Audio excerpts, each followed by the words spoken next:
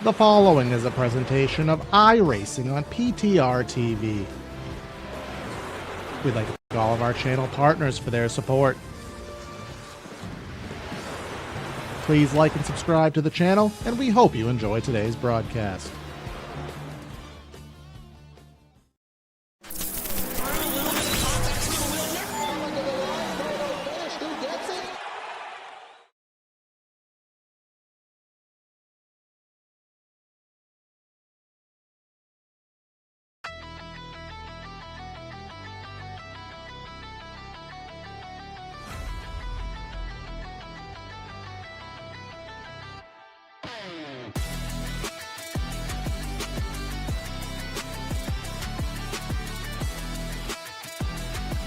Two down, one to go.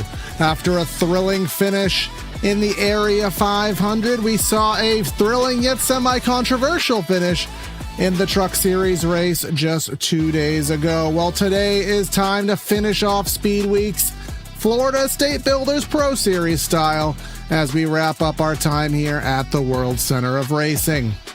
Welcome everybody to PTR TV for today's coverage of the Area Pro Series again here at Daytona. We're going to be doing a 95-lap race, and of course our Pro Series brought to you by Florida Estate Builders.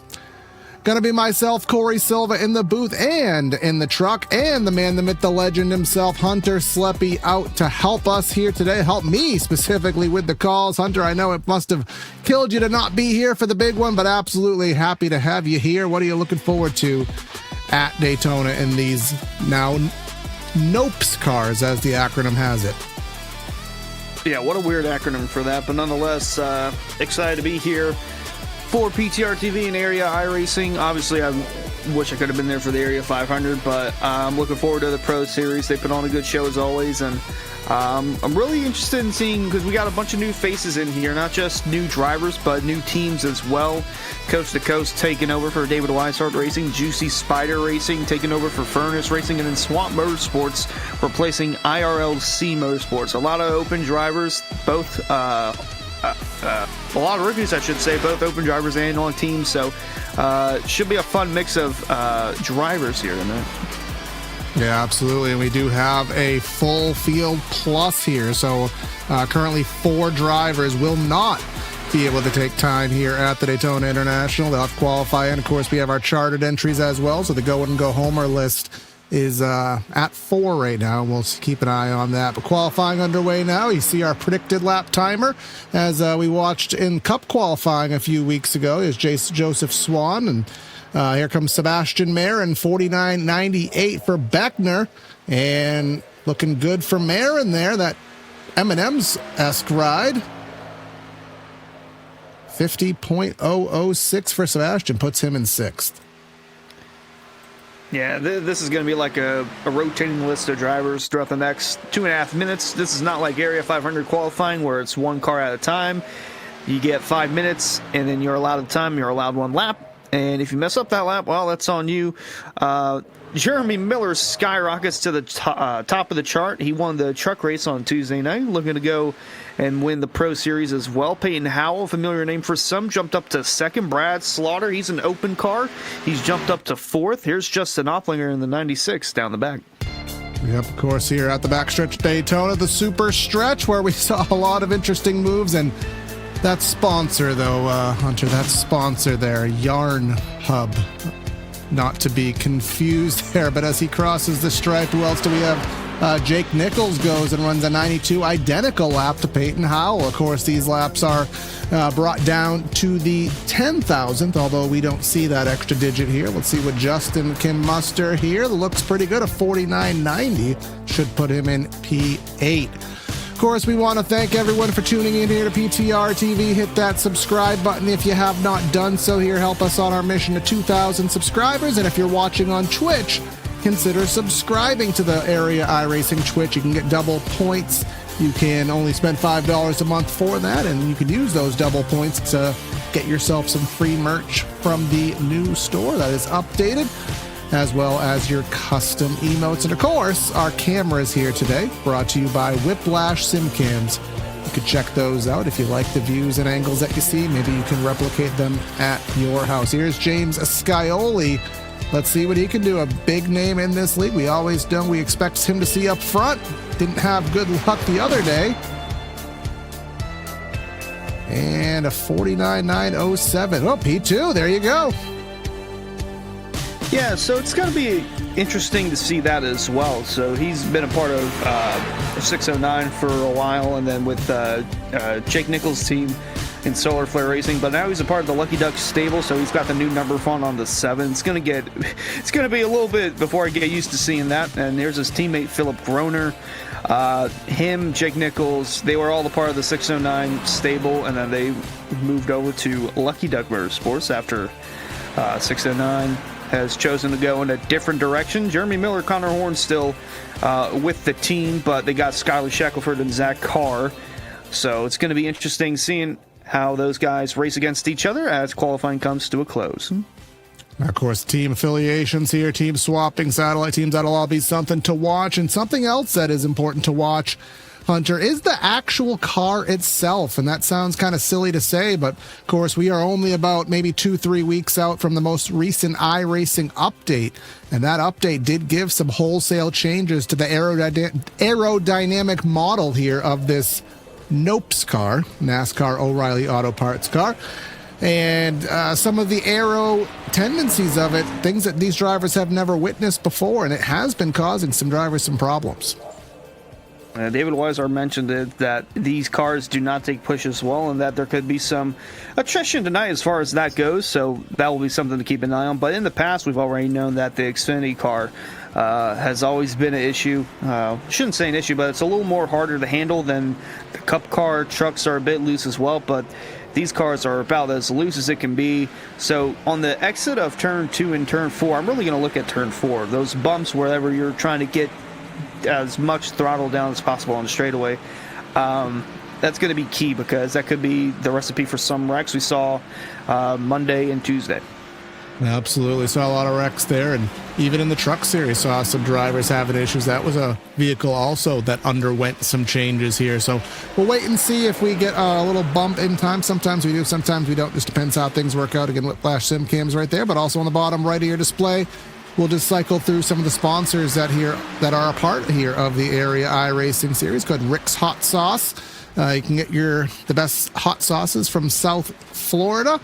And you'll see shopareairacing.com. Big rebrand with the studio temporary there and doing the logo and whatnot, and the merch accordingly. It looks really, really nice. I won't use any of the cliche terms, but of course, check that out. You'll see pro tip pool builders and a couple others that you'll see cycle on through. And there goes the plane landing there. But this will be a day race, a very similar distance, Hunter, to what we ran on Monday. So this is not, for a lower series race. This is still pretty much going to be a full-size event. So patience will be the key. Indeed, and we did get our DNQs. So we had 4 DNQs for the night, those being Nico Servideo, Josh Parrish, Steve Durham, and Ryan Swan. That one really kills me because he's a part of Sleppy Motorsports. That might ring a bell to some with my name, but had an unbelievable drive from him and Jacob Bell on the last lap to go from 13th to 2nd. Would like to thank Jacob Bell again for sacrificing his sins to get Swan that second place finish. He ultimately DNF'd, although he should have had a great finish for that. But unfortunate that he won't be a part of it. But interesting to note that his brother, Joseph Swan, he signed up as recent as within the last hour and has made the show. So that'll be something. We'll have a Swan in the field. It won't be Ryan, but it'll be his brother Joseph, and we'll see how he fends for his first Xfinity start at Daytona. Luckily, NASCAR is not watching. Otherwise, he just would have got a sponsor fine there. But yeah, we did have a couple drivers join late even on Tuesday, too. Namely, Chase Cabry there joined day of and all but won the race there. But again, that race ended in very interesting manner there. So this is something that we saw a lot of drivers have issue with. And I just saw somebody there at the top of the shot have issues as well. Saw Kwame Scott in the Cup race there spin out on the money time pit stop entering. So something that if they have not practiced, you can never practice a green flag entry too many times, whether it be entering high, entering low, and adjusting your brake points. Maybe not doing this. No, it's a good excuse to have, though, if your steering wheel comes unglued, quote unquote. But I think we're done with the warm-up, and we're about to get ready for our starting lineup. Absolutely. End of warm-up. We will head down trackside for that PTR TV and Central Mobile Homes starting lineup here from the World Center of Racing. Jeremy Miller, our winner the other day in the Truck Series race, he is going to replicate that performance and try to do that from the pole here today with Alan Elwood in P2. James Scioli going to roll off in third. Jake Nichols, Chesty, South Carolina there for the Lucky Ducks. Yeah, Peyton Howell in fifth. Jake Fisher in the sixth spot with Coast to Coast. Seventh finds Philip Groner and Brad Slaughter. He was someone to watch out for on Tuesday night. And then you have David Weishart and Skylar Shackleford in 10th. Indeed, as row 6 will have Zach Carr in 11th and Garrett Conrath in 12th, coming up from the trucks to the Pro Series. Justin Opplinger 13th, Sebastian Miller 14th, the number 83 for Swamp Motorsports, and then rolling on through in the 15th spot, we got Jonathan Evans, 16th, Justin Bolton. Keep an eye on him. He's an open car. He made the show, but he was pretty fast a season ago with a lot of top 5s and top 10s in his name. Travis Beckner and John Hall in the next row. And then 19th and 20th, we'll find Joshua Adams and DJ Stagner. Zach Kerr, he is the Aussie. Zach Kerr, not Zach Carr. So close, you can't blame me on that one. But he'll be in 21st. Lucas Lodato in 22nd. 23rd finds Connor Bourne there, who just tried to run the backstretch chicane, so to speak. Brian Mercurio, coast to coast in P24. Timmy Pacioli, the heartbreak, who missed the 500 there, being the pole sitter for so long. And then Forrest Smith in 26th. Sebastian Marin in 27th. Gotta love that car. Jonathan Taylor in 28th. And then rounding out our top 30, Kyle Taub and Drew Farnes. And then the next one you'll see here, our Go Homers, Ben Pierce 31st, Ryan Housen 32nd, 33rd, AJ Stravato, Jared Skinner 34th. And then over here in 35th, there's Joseph Swan, and that's how close it was between him and Nico Servideo. By 2/1000ths of a second, Servideo did not make the field. Josh Parrish as well did not make the field. Donald Kite did. He's chartered with a team. And then in the next row, we'll have Jackson Hartman and Bryce Senesek. And I guess we'll just roll on through here. Again, we had 47 entries, but not all of them took the grid here. And, of course, Ryan Swan not making it. Steve Durham, Casey Lakatis there. We'll say his name properly at least once, and then we'll have fun with it after that. But that'll be our starting lineup here by, again, Central Mobile Homes. And as we come through here, our race details here on the evening. 100% fuel load, 4 sets of tires. That will not be of much significance here at Daytona. Again, no backup cars, so you got to keep yourself in the game. No stages, a no natural race, 3 green, white checkers if we need them. Could be a fun one. I'm really interested in seeing how this blend of drivers will go. Alan Elwood, he hasn't raced in the Pro Series in a while in this Xfinity model car, but he's one of the best to ever do it.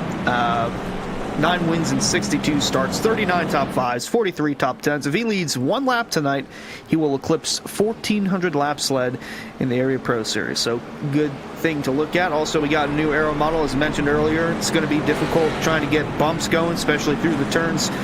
Pit penalties are going to be crucial. You don't want to speed getting onto pit road if you have a green flag pit stop or overshooting your pit box. That's not going to be good either. And it's all about survival. We saw it Monday night. We saw it Tuesday night. You just got to get there at the very end. Doesn't matter where it's at. You could be on the white flag lap in 5th, being fine. But if you come out of turn 4 and you're in the wrong place at the wrong time, your race will go up in smoke.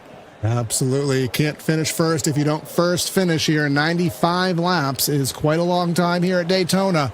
Got to get yourself to the end in one piece. Jeremy Miller trying to get 2 out of 3, trying to win another race here. Won Tuesday. Can he win Thursday? He's going to find that answer out now. Green flag in the air for the Florida State Builders Pro Series.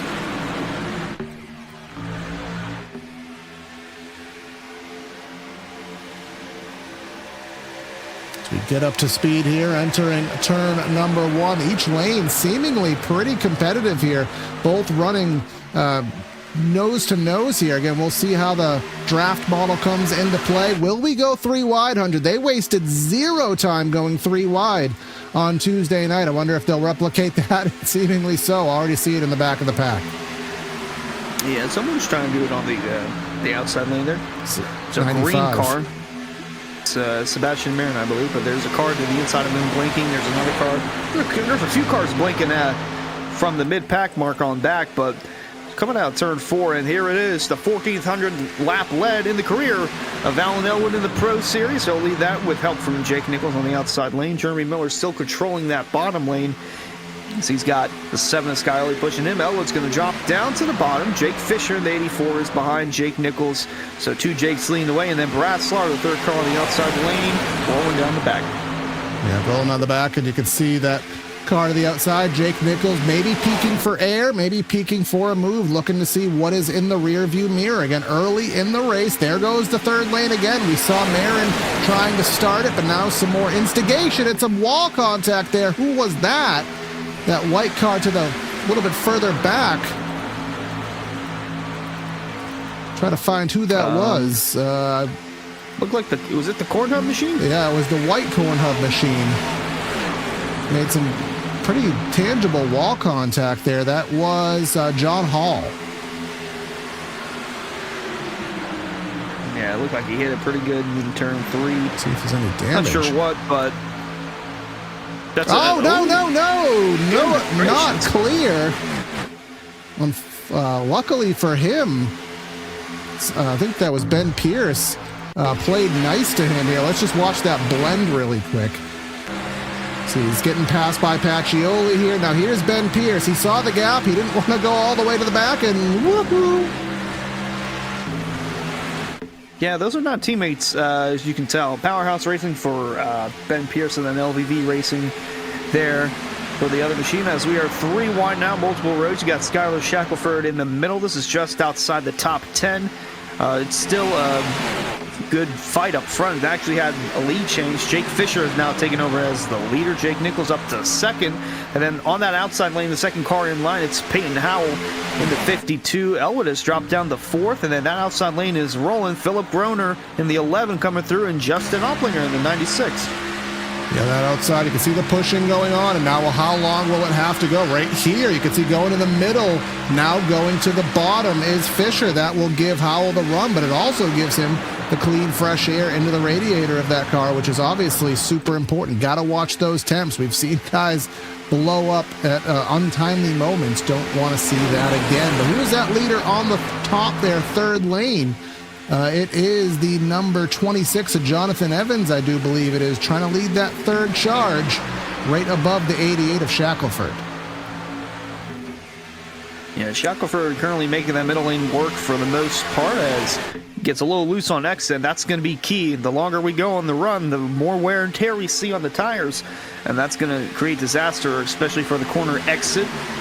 Saw that there, and that's just after 5 laps. So after 15 laps or so, we're going to see some more loose driving from the wear and tear on the tires. Meanwhile, Philip Groner has shuffled to the lead. He's leading on the bottom lane. Jake Fisher behind. He's going to go to the outside, and Groner's going to follow him. A little bit of a check up there on the outside, but for the most part, they get through A-OK. Nichols leading through on the bottom with Alan Elwood behind. Still in the top 5, still pushing his way through as Groner leads him into turn 1.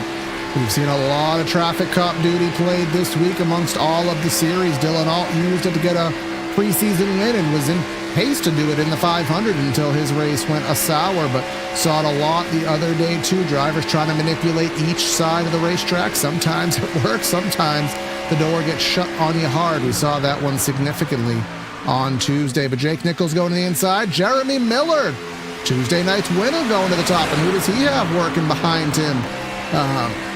That number 27 car of Travis Beckner, I think, is behind him, if I'm not mistaken. Yes, it is. Beckner was a force on Tuesday night. Yeah, and he's got Sebastian Marin coming up behind now.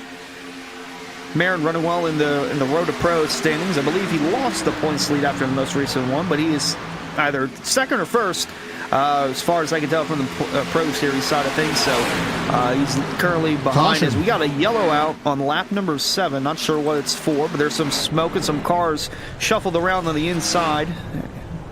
Jackson Hartman in the grass, Justin Bolton. And this was not in the main draft that I recall anyways. So we'll try to see what happened here.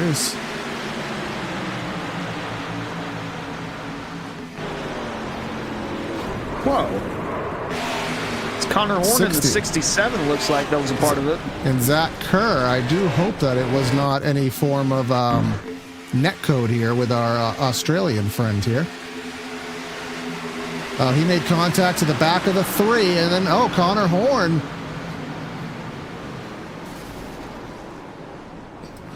Yeah, right behind him it was the 83 Sebastian Miller, and we had a car turnover. Yeah, we did. I think this camera will encompass most of it here. We'll just go from the top down. Watch the gold car, the number 3 checked up, and then you have Connor into the back of the 66, and then again somebody up and over. That was the 19 with the acrobatics. Over that access row there on the inside of turns 1 and 2, so a big multi-car wreck. That was Jackson Hartman coming out on lap 7. Wow. Well, we hope he's done having his X Games fun, but for the most part, back half of the field collected in that one on lap number 7. I think we'll see our first round of pit stops tonight. Now, tire wear is going to be a concern, but it's about fuel as well. We've seen some overtime finishes in the past. Seasons 3, 4, and 5 had overtime finishes. Late yellows have come out in season 6 and season 7. The last one was 15 to go from a season ago, but we usually average around 22 to go where the last yellow comes out, and you have to make sure you don't overslide your pit box, especially on the first pit stop of the season. Absolutely. And one thing we did see on Monday night was drivers, again, not worrying about the green-white checkers, under-fueling just to get to regulation, and that caused an issue. But obviously a lot of time before we have that concern. But pit road is a busy place. Hopefully it's not a point of concern. A lot of times when you have fuel-only stops and some tire stops, if that happens, I think that was one of the Hendry County cars just backing up into the stall. Might have been Beckner. And looks as though pit road will be a nice clean place. A little top off of fuel for the majority of these drivers. Didn't even burn that much, but just gets you that little extra. I mean, we haven't been given an exact number there, Hunter. I don't know if in your team owner affiliation, you know the exact number, but usually right around 40-ish laps tends to be the fuel on these tapered spacer restrictor plate style tracks. Sounds like a good number to me. Still got a long ways to go, though, so they'll have to make at least one more pit stop, maybe 2. But there's a lot of cars that are sitting on pit road right now repairing damage. I think Zach Kerr, Jackson Hartman, Joseph Swan, among those that are in there. Connor Horn was in it. Looks like Sebastian Miller's out of pit road. I know he got a good piece of damage in there, but calamity strikes early, and those are the cars you see sitting there on pit road repairing damage. Absolutely, because again, no backup car. Again, what we'd be interested to see, namely, is Hartman. Hartman did actually have to get a tow in right now, so that is an extended pit stop time. But we saw it the other day. It was actually Ryan Swan in the truck race who did a flip nearly to win. Got upside down, or at least on his door at the race. I want to say it was fully upside down, and ended up getting in a spot to nearly win the race until late race shenanigans and did him in there. So these composite bodies, sometimes they are a little stronger than to be expected here, but I do expect us to get 1 to green, and we'll see what happens here. Again, a 95 lap race. I was trying so hard, Hunter, to do 2.5 times 5 and then subtract that from 250, but I think it's about a 235 mile race. So again, this is not a sprint by any means. 237.5. So close. Just do the laps and then times the distance of the track, and that is the number you get. 237.5, and that's bare minimum. That's without any overtime shenanigans, which is always on the table, but I think we are getting the one to go this time by. So Philip Groner and Peyton Howell will be on the front row, with Hopplinger behind in 3rd, Fisher in 4th. Some names that are still pretty noticeable inside the top 10. Jake Nichols is still in the top 5. Miller, we saw him work his way from the back. He's almost in the top 5 now. He's running 6th at the moment. Brad Slaughter, we saw him. He got a pretty good lap in qualifying as an open car, so he's in the field. He's that Lumar number 8 on the outside. He'll be restarting 7th. And then we mentioned Alan Elwood. Over 1,400 laps led now in the Pro Series. He'll be restarting 8th. Skylar Shackelford, he was 3 wide in the middle for a good portion of that opening run. He's inside the top 10 now after his pit stop in 9th. And then James Scioli rounding out the top 10. I saw Marin running on the apron there. I wasn't sure if he had something going on or if he's just trying to be out of the way to maybe tidy something up there in the rig or in the sim, but all seems to be fine. I mean, we had, I can't remember who it was the other day, but somebody was actually running the Le Mans chicane there under caution for the sake of entertainment. And I will say it was entertaining indeed. But Peyton Howell, Philip Groner on the front row with the pushes from Jake Fisher and Justin Opplinger, respectfully, in row number 2. Only 10 laps in, taking number 11, Hunter. Let's get ourselves ready for a restart. Yeah, about a complete lap 10 here. When we cross the line, a pace car is going to make the hard left turn on the pit road again. Philip Groner is the control car. He'll have Opplinger behind, pushing Peyton Howell on the outside with Fisher going to be pushing him as well as the green flag flies once more from Daytona. And it looks like the very primitive jump going to the inside lane there, but that doesn't always mean the full story there. The 52 of Howell looks like has a little bit more help there in the form of Jake Fisher as we wind ourselves up to speed. But here comes the 96 of Opplinger with the run. And we'll just wait to see who is going to be the first to get side by side in 3 wide. Looks like there's a little bit of a gap of 2 little mini packs, but those should rubber band together pretty quickly. Yeah, it's pretty consistent with this car at Daytona. I mean, especially in real life, it seems like it's very realistic. Got a good job of that from iRacing there, as Senesak's going to bridge the gap there with that 09 on the outside lane. As the first 3, almost 4 cars on the outside lane are clear now to the inside. For some reason, Groner has not gone. Meanwhile, Peyton Howell has. Philip Groner's about to fall outside the top 5 here. Shackelford is outside, but the first 5 cars now in the outside lane, clear to go low if they want to in turn 1. 22 of Josh Adams having some connectivity issues there. That will scare those around. Garrett Conrath just behind. Remember, he won the Truck Series championship last year. Then pulling out a line to the inside was Peyton Howell. I do believe has a little bit more steam down there now. We did see a lot of voluntary running on the top of the track. You know, pseudo old Dale Jr. line, Hunter. And it seems as though, again, they're not doing it by force. That is the voluntary line ripping the fence right now. Well, for the most part, Shackelford is going to drop low beneath Brad Slaughter. Going to leave that line through. Try to on the bottom at least, but still about the first 3 cars or so that are leading through on the outside lane. And Travis Beckner has cracked the top 5 now. He's behind Brad Slaughter there, the 4th car on the outside lane. Josh Adams making his way towards the top 5 as well. The inside lane's having a big momentum push through the corners, but we'll see if they can propel enough on the outside. As Slaughter's actually trying to look through the middle. Got some shuffling going on as we ride on board the Jude Fahrenheims.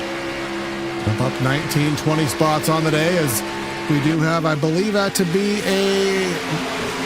somebody up front. It's not a lap car yet. That is the number 84. We saw that the other day be very scary. Jake Fisher there stuck 3 wide, got pushed out, and now he will have to wait for the push from behind him, and that's going to be Jonathan Evans there. And that new Image Interiors Supra there. Now we are 3 by 3. Haven't seen that 3rd lane, Hunter, be that beneficial. It was very quick in the Cup race, was pretty quick in the trucks, but it doesn't seem to be the magic ticket. Doesn't help when you're in the wall. Yeah, they're really bunching up. We're spinning in the back. It's Senesak in the 09 in front of the pack back there. Don't see the yellow flag out, but we have a lot of cars wrecked in the back, at least 3 or 4 from what I can see. Still no yellow out. I am not gasted. Oh, there we go. I was going to say I'm not gasted, I'm flabbergasted, but my flabbergasting has just it did what it needed to do there. But anyways, we're queuing up a replay right now. Bryce Senesak was the one who had the most lack there of entertainment in that wreck. Let's see what happened to Bryce. 29 in the wall, 29 in the wall again, stack up 23. right into the back. That was Lucas Sedota. From how that started, I think Bryce Senesac made out okay. Didn't hit the outside wall, just banged into a couple cars, but unfortunate there, as that whole outside lane just seemed squirrely for some reason. Yeah. Timmy Pacioli didn't seem to have a good bearing in that, or he did, but he did have some damage to be had. And yeah, there's a 66. Something's missing there. So back to live pictures, and that'll be our second caution here, lap number 15.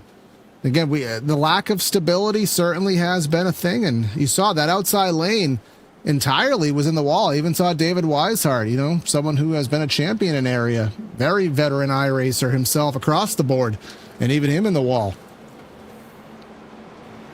Yeah, again, a lot of those guys, they pitted for fuel only, so I'm not sure if that's the tire wear that's playing a part of that or not, but very interesting to say the least. I'm not sure if we're going to see some guys come down pit road and probably opt for some tires. It is lap 15, but if tire wear is already that much of a concern for those on the outside lane, I mean, we saw a lot of cars hit the wall there, not just up front, but in the back as well. So pit road is open. We'll see if anyone wants to come down and put on some tires.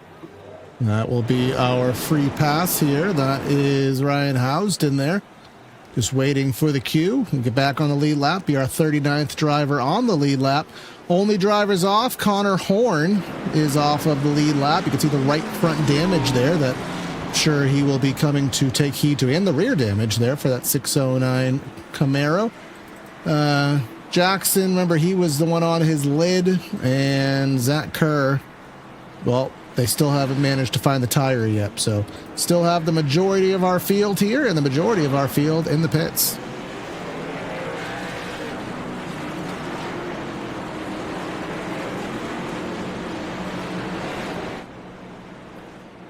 Looks as though the 22 and the 60 of Chilcutt did stay out for what that is worth, so that will give them 7 laps less fuel in comparison to the rest of the guys.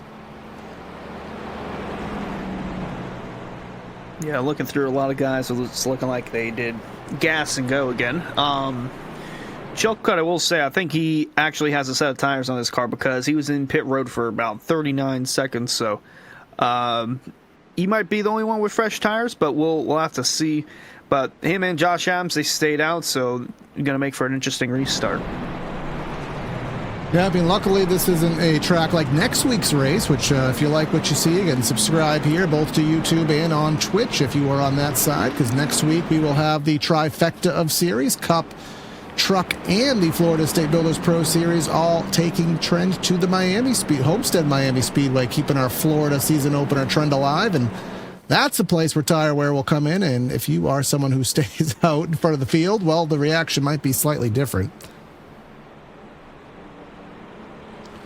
So stay tuned for that, a mile and a half. Hunter, a lot of drivers say that's the real start to the season, and that's kind of a big point of contingency because Daytona is a real track. It's one of the most famous tracks in oval racing, but when it comes to the meat and potatoes of who you're going to be battling with for the championship, heading to an intermediate, it's really going to telltale a lot next week. Yeah, it'll be our good first look at guys and how they handle not only just the short run speed, but the long run speed as well, especially on a mile and a half. Very banked, I believe 20 degrees in progressive banking at that track, so it's going to be very interesting. And then we go to Las Vegas for the third race of the season, so a couple mile and a halves to kind of balance everything out before we get to our first road course in Portland, which never been to. I believe it's new to the iRacing scene, so a lot of excitement there for some of the road course guys, but that's for another time, as we have the one to go for this restart, that being Josh Adams, the 22, leading the way on the inside lane, Alex Chilcutt on the outside of that row. And then we had Jeremy Miller, who won the battle off pit road. He'll restart third, and fourth is Brad Slaughter there, that 8 car on the outside lane. Peyton Howell will round out the top 5, and he'll be giving the shove to Jeremy Miller. And then Philip Groner on the outside will be giving the shove to Brad Slaughter. All right, so I'm going to ask you to put your driver hat on, and I know that's not something that you do, but because you're the team owner, but you've seen the 3 wide, the way that it's working. You know that it's early in the race. I think we're on 2 or 3 cautions thus far. Do you now still race the same way to get that track position, or are you being a little more cautious here, especially making that third lane happen? I mean, you can be cautious all you want, but the first 2 yellows of the night, they've been wrecking in the back from mid-pack on, so it's a little bit of a chess game here. Are you better running up front and being more aggressive, or are you just cool with riding in the back and trying to stay out of the trouble, even though it seems like the trouble's happening back there? It's a fine line in between. We'll have to see what happens on this restart. I'm not really sure, because if I were a driver at this point, I'd be a little worried about, regardless of where I'm running, whether it's up front, middle, or in the back. And that is just the name of Daytona here. And do have Ryan Housed in there in 38th with a black flag on the board. Not sure what that's for, but he will have to tend to it, I'm sure. But Adams here in the restart box on the inside. Alex Chilcutt to the outside. And let's go into that United Rentals restart zone and try to go green flag once more. I'll say that was a pretty good start, top to bottom there. But again, doesn't necessarily mean anything. What matters is the push from behind, and both lanes significantly disconnected. Again, bunched back up through the middle of 1 and 2. Chilcutt on the outside, on board with Adams in the inside lane. He'll be leading through.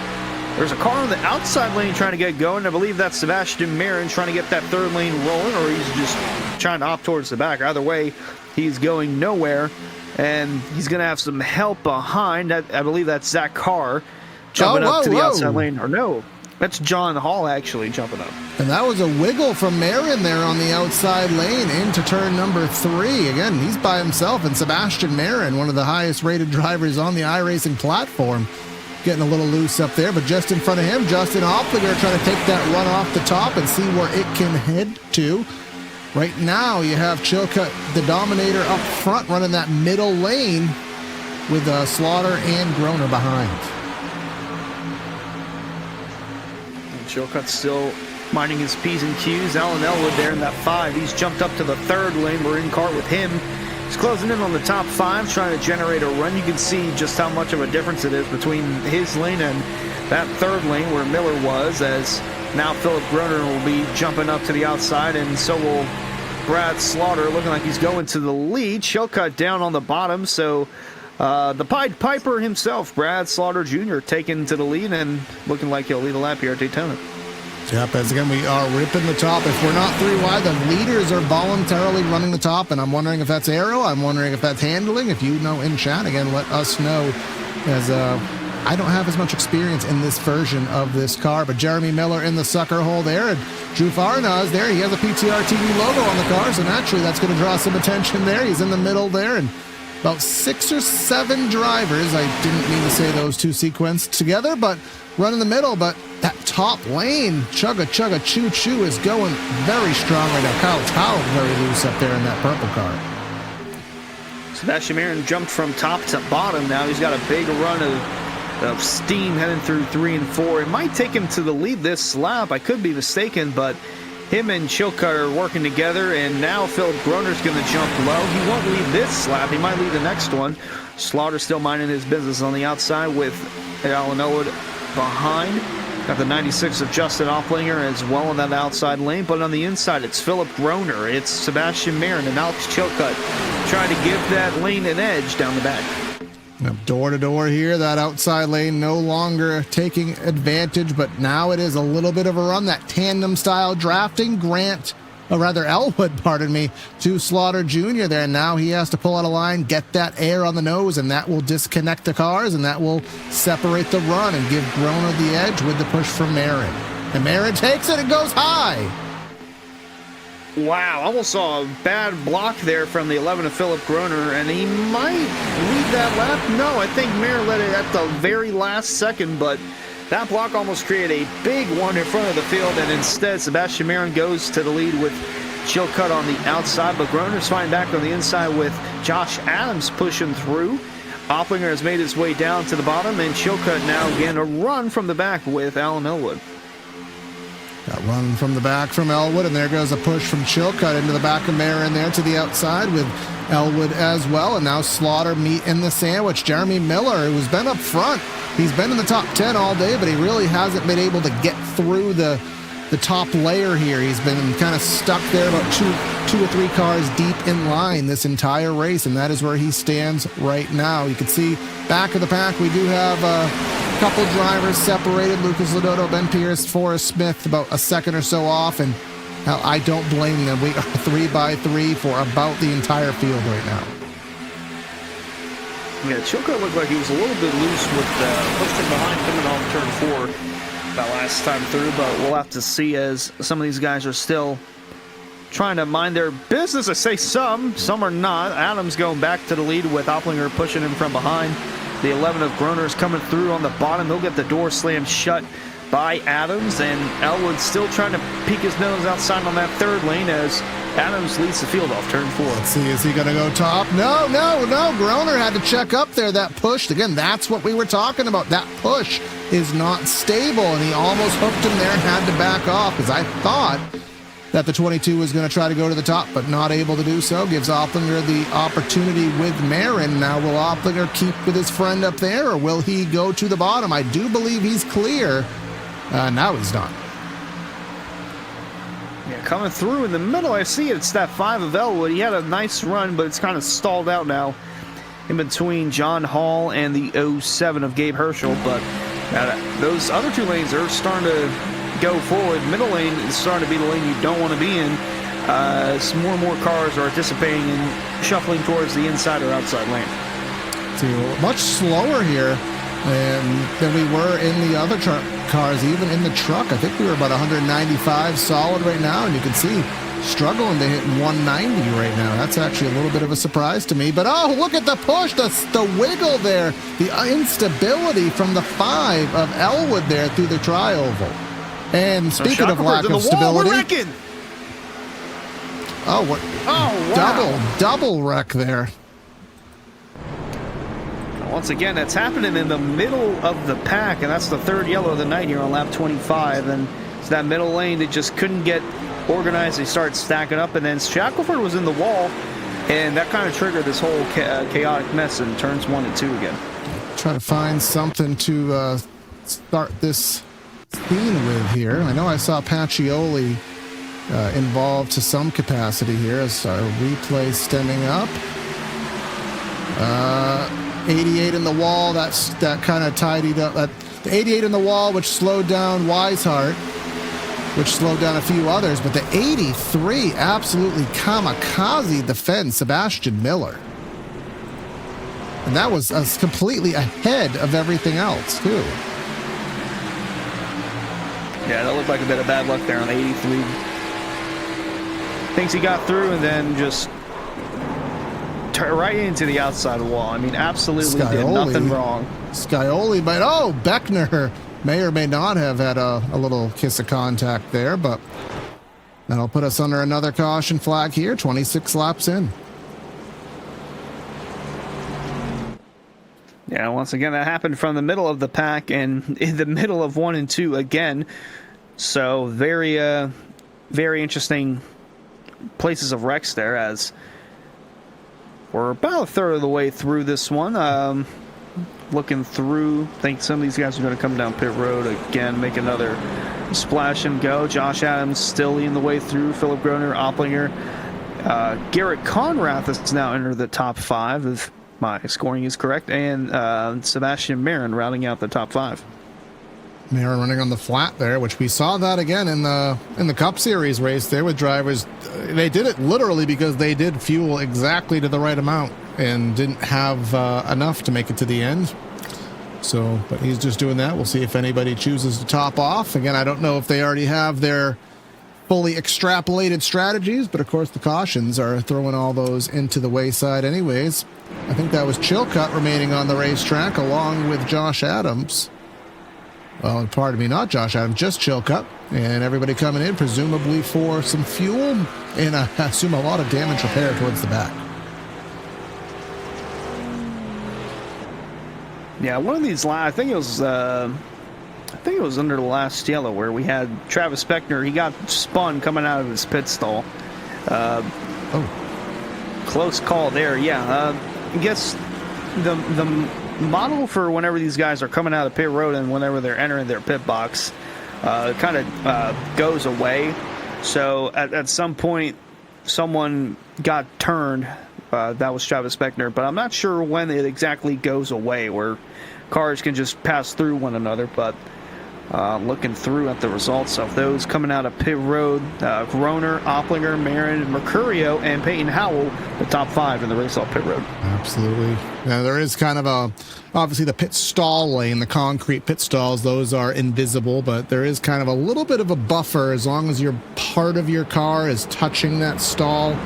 It kind of can keep your invincibility until you completely disconnect with the stall. I believe that's how it works. But again, we ought just to kind of go over some other of the partners here.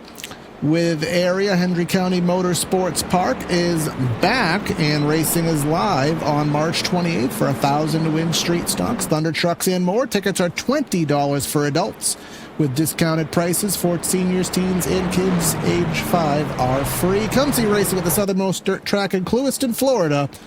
US27HenryRacing.com. That ad read is so similar to last year, but different enough that it threw off my brain. But there's Travis Beckner trying to get some of that damage repaired, and you'll see him on the flag stand, I'm sure. Oh, yeah. Hard to miss Travis Beckner at Hendry County. Chilcott's going to come down pit road now, sacrifice the lead. That'll give the lead right back to Philip Groner in the 11. And then other partners we have, and I know there is an association with the Boss Band on this one. Blue Tip Pool Builders. Bring the pool to your backyard this summer with Blue Tip Pool Builders. Customize your pool to fit your unique style and aesthetic. Deliver skilled craftsmen, high cutting-edge technology, and to bring your pool to life. If you don't have a pool, they can also get your outside looking nice with dynamic lounging areas, outdoor kitchens, and more. BlueTipPools.com to make your backyard the place to be this summer. Told Dirt the other day, I'm not a swimmer, but I certainly love me a Pit Boss barbecue, and give me a TV outside so I can watch the race in a fire pit, and I'm sure they can help you out with that. Indeed, as I've seen some of their products and their projects, I should say, not products, but their projects that they've been working on and finishing up recently, and it's been a phenomenal job that they've done. So go ahead and give them a call or check out their website for more info on that. But we're coming up on the restart here, nearing the lap 30 mark of this race, the Season 8 opener for the Florida Estate Builders Area Pro Series. Philip Groner is going to lead the way on the inside lane after Alex Chilcott sacrificed the lead. Opplinger will be restarting on the outside lane. Row 2, it'll be Sebastian Marin, Brian Mercurio. Don't think we've mentioned him at all today, but he's quietly made his way towards the top 5 after that last pit stop. And Peyton Howell will be 5th, and Gabe Herschel climbing up to 6th. I will say that car looks pretty slick. That spec map on that car is certainly looking good under this slightly dimming sky here at Florida. We won't be going under the lights here today, hopefully. 6 o'clock virtual time here, so if we're going about an hour and a half longer, we will. But hopefully we can finish this up before the lights turn on. But we'll see what happens. Groner and Opplinger on the front row. Into the restart box once more. Outside lane, Opplinger sleeping there. Now that's a benefit and a curse to Groner, who is going to take advantage of him. Looks like Marin's going to take full advantage of that as the first 2 cars are clear on the inside lane, and then it's a drag race for 3rd. A lot more stacked up on the outside lane than on the inside one. That's Peyton Howell will lead his way through, and Opplinger will be door to door. Opplinger is actually going to get the run down the back, or for the moment, those front 2 are pulled away pretty good, but now here comes Peyton Howell to close the gap.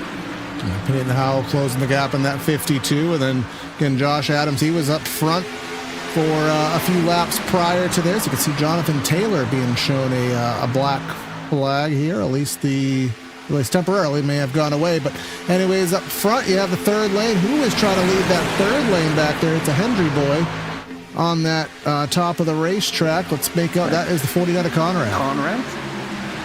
Yep.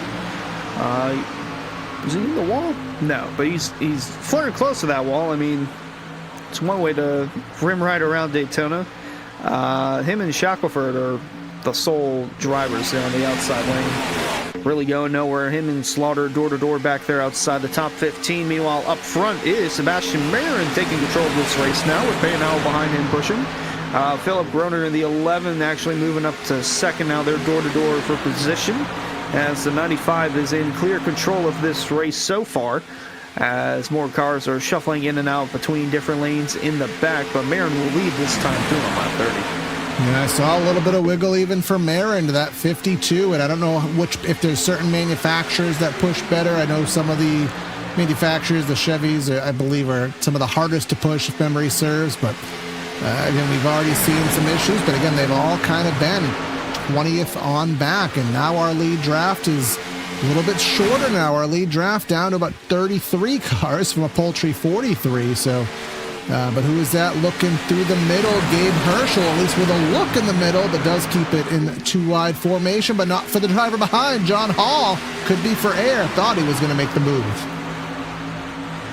Yeah, 3 wide in the back there, right around the 15th spot. Slaughter is still working his way through in the middle, going nowhere really, but just kind of buying his time, trying to find a place in line, and it's looking like he'll just stay in the middle. I thought he would have jumped into the inside lane, but that's a fast-moving locomotive there. There is Weishart and Senesac. They were a part of some wrecks, but seems like they're A-OK, and I think that's Chilka working his way on the bottom.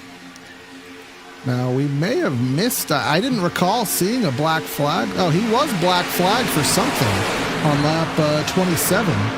Didn't make out what it was for. Must have been some kind of a pit-related penalty, but he had to serve it under green. Well, he finds himself a lap down, but I believe he's the first one that's on the lead lap. So, the first one for the lucky dog, I should say. So I guess that's got good luck on his part for the most part, but first 4 cars, single file on the outside lane. That's Sebastian Marin, Peyton Howell, Justin Opplinger, and Brian Mercurio. Then 5th on back. They're door-to-door, some even 3 wide. Philip Groner and Jake Fisher shuffling that 5th position around as more guys are moving in and out of lanes in the back. Running on board here, right around the 23rd position, Diego Sainz,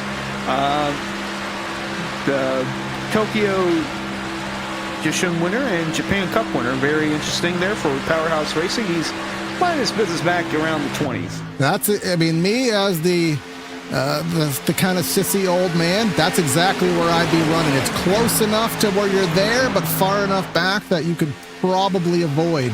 You have a second pack here, Jonathan Taylor leading this. Now, I don't know if there's damage leading this or if they just lost it naturally. Maybe it's a choice. But they're about, let's pull up the telemetry graphic on it, and it'll show us how far they are off the lead. 1 second to the next position ahead. That's right at the edge, if not slightly outside of the draft range. Not dangerously close, but it's not ideally where you want to be if this race does go green for a long period of time. And those cars have gone single file out. Meanwhile, Marin and Groner are door-to-door now for the lead. Still a couple of cars in the middle lane trying to work something through, but for the most part, it is Sebastian Marin coming through on the outside lane, Groner on the inside. And tell you what, staying out has paid off big for Josh Adams. He's been in the top 5 since his decision early on to stay out. Now, as long as it...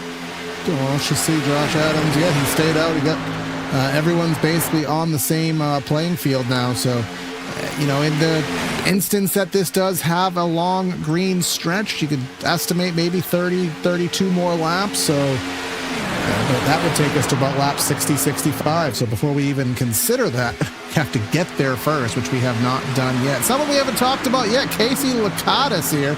I saw that silver car peeping in the middle, and now I think he's going to be in the middle here because that is John Hall in the middle in the 09 Senesac, who, remember, he was in a wreck, but that car is obviously amply repaired to the inside. Yeah, him and David Weishart were a part of a couple of wrecks, but they have made the most of their repair time on pit road and have quietly been working their way towards the top 10. They're behind Garrett Conrath in the 49, so just outside the top 10. So we're looking at the 29 of David Weishart. Harry's on board that number 29 machine. So Him and Senesac slowly creeping towards the front. There's the 77 of AJ Stravato. Don't think we've mentioned him all night, too. Quietly inside the top 10, having a solid run. Speaking of solid runs, that 95 is looking solid, still in the lead. Sebastian Marin coming through, and he's got Pay now on his outside pushing, and Marin's kind of been blocking both lanes, leaning the outside, blocking the low line whenever Groner gets a run. So doing a fine job for the most part in that 95 car. Absolutely, just doing a great job for the time being and just trying to set himself up for the positioning for later in the race. And up front, again, Philip Groner and Marin. Now, we're kind of, I think we've kind of gained a little bit of stability here. And I'll say that, and I'll pause that thought, because now we're going to have to split Pacioli 3 wide. You can see he is running the modified version of his Nopes car. 2 laps down for Pacioli, and I imagine it would probably take another 5 to 7 minutes for them to put the hood back on that thing. So he is hoping for some caution that he's not involved in. And it's looking like that other pack back there has lost a bit too much ground to where they are now running slower than, yeah, so we're second now. I think Kyle Taub is leading that lane, or he's a part of the second group, but they have lost the main draft from the main pack as Philip Groner now is losing more spots. He's hanging on to 5th by a thread. Jake Fisher, that 5th car on the outside lane, is coming through. Brian Mercurio, we've seen him in the 82 quietly go up to the top 5, and now up to the middle lane goes Philip Groner, reuniting with teammate Jake Nichols in the number 73. So good to see Jake Nichols running back inside the top 10 again. He's keeping a steady move in that middle lane as the outside lane of Sebastian Marin leading the way through. And there it goes down to the bottom. 73 will clear the 22 of Adams and pulls back to the bottom. That does leave AJ Stravato stuck in the middle. As, again, Marin voluntarily running the top. I do think that Groner has a little bit of momentum surging. Will Marin decide to drop to the bottom, or will he stay up there with Howell? Survey says he will decide and leave the door open. Ooh. Again, the bump from Howell coming out of turn 4. Going to pay big dividends at the moment, completing lap 39 this time through. Marin still leading the way, but Groner with Jake Nichols on the bottom, they've revitalized that inside lane. It's got more life to it now, and Groner's still coming through on the bottom, and now we see Marin go down and block the run from the number 11 machine, but now we will see the run coming down the back for Peyton Howell in the 52, and Marin goes up to block that. Yep, he is, again, doing that traffic cop move, so currently up to the top with Howell, and, you know, we're just not seeing the momentum, and this is kind of akin to what we used to see back in the real world, where the top becomes the dominant line, the inside, even with a lot of cars, just can't get going. And with this Nopes car being harder to handle, not a surprise that we're seeing what we're seeing. Groner had the run, but again, Marin, even if the top is the preferred lane there, Hunter, he is not playing games. He is taking the run from the bottom when he can. Yeah, with Jake Nichols behind you, I mean, you might as well. It seems like Groner is comfortable when the 73 is pushing him, so it's keeping him an edge in front. Josh Adams in the 22, enjoying it in the third car on the inside lane. He's right around the 6th position, so 2x2 racing for the majority of the field. There's one car, I think, that was trying to make it 3 wide in the back, still is. I think it's one of those hub cars. I can't quite tell who, but it's right in front of the 8 of Brad Slaughter. That being the 24 of John Hall. Taking a look, but again, no one's really seeming to want it, and I think that a lot of that has to do with just people seeing what we've dealt with here, what these cautions have been. Just as I say that, never mind, but he's in the middle. But I think drivers have seen the instability, they felt the instability, and it's just making that inside, that middle lane, just a lot more risky to run, and drivers don't want to take it as much at this point in the race.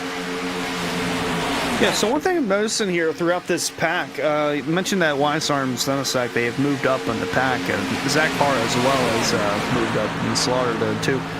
They had pit stops longer than 14 seconds, so my guess is that they took tires, and I mean, especially the 09 and the 29. They were involved in wrecks, so of course they're going to take time to repair damage, and not only that, but might as well switch the tires as well. So that might have a little part into how fast they're making their way through the field. They're on the cusp of re-entering the top 10. Both drivers on the inside lane, that being Lysar and Senesac, 29 and 09, but Marin still leading the way here at Daytona. Marin leading the race as he has been for a while. You can see him going to the bottom, going back to the top. Even, again, the inside lane hasn't been the strongest lane in this recent stint, but even when he has the opportunity, he stalls the lane out, goes to the bottom now, and that could be a little bit of just kind of co-opetition. He knows the 52 is a good pusher. Give him his air, let him cool down the radiator, go back to the top, get the surge. Coming up on a lap car 2, so this is going to be even more interesting.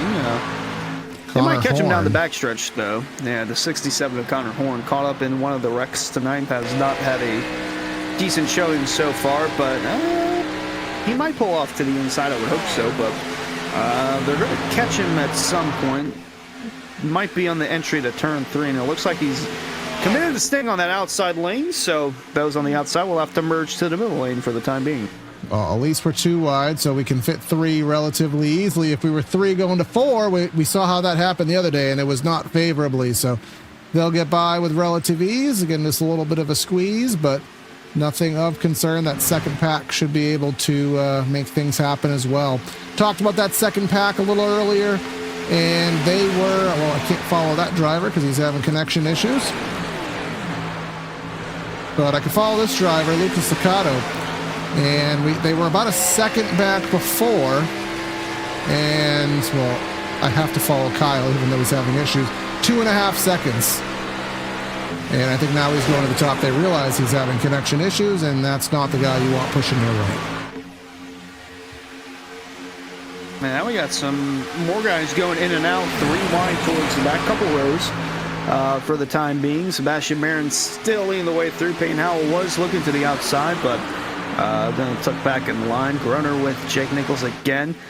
Everything has remained unchanged inside the top 10 for the most part. Had some shuffling going on towards the back part of that group, but for the most part, seems like everything is worked out, and we are closing in on halfway of this race. Yeah, 95 divided by 2, would that be about 47.5, I do believe? So right around halfway, 1 car in the middle, and I was just going to make a statement, and Opplinger just made me eat the words before they came out of my mouth, so you guys will never know what those words were, but he pulled to the inside, maybe again just for air, I imagine. Somebody in the back, that's not for air, that's for opportunity.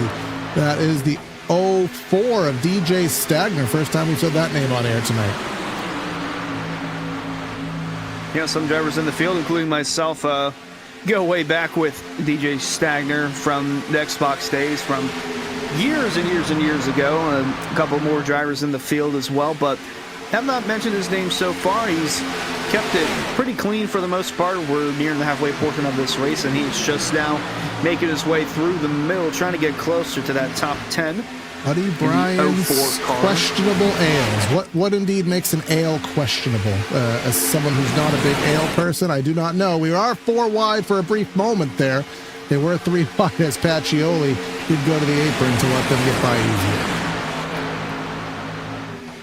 It's a good question. I'm not sure what makes it questionable, but he is now the only car in that middle lane. Everybody else has cycled out towards the bottom or the outside lane.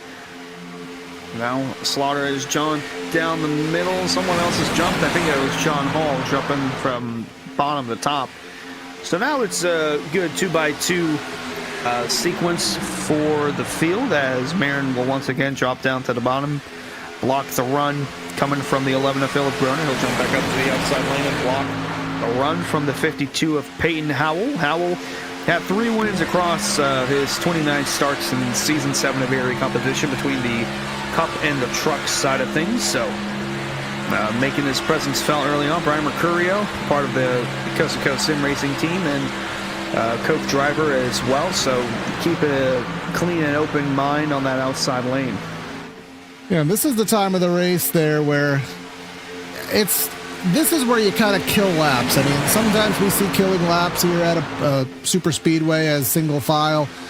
this is where, I think these drivers have kind of realized that, the race is not going to be won right now. We're not going to have a massive rainstorm, delay this race indefinitely. So we need to kill laps. We need to get to the pit stop. And as soon as I say that, every time somebody breaks the mold there, but just as quickly they move back in line.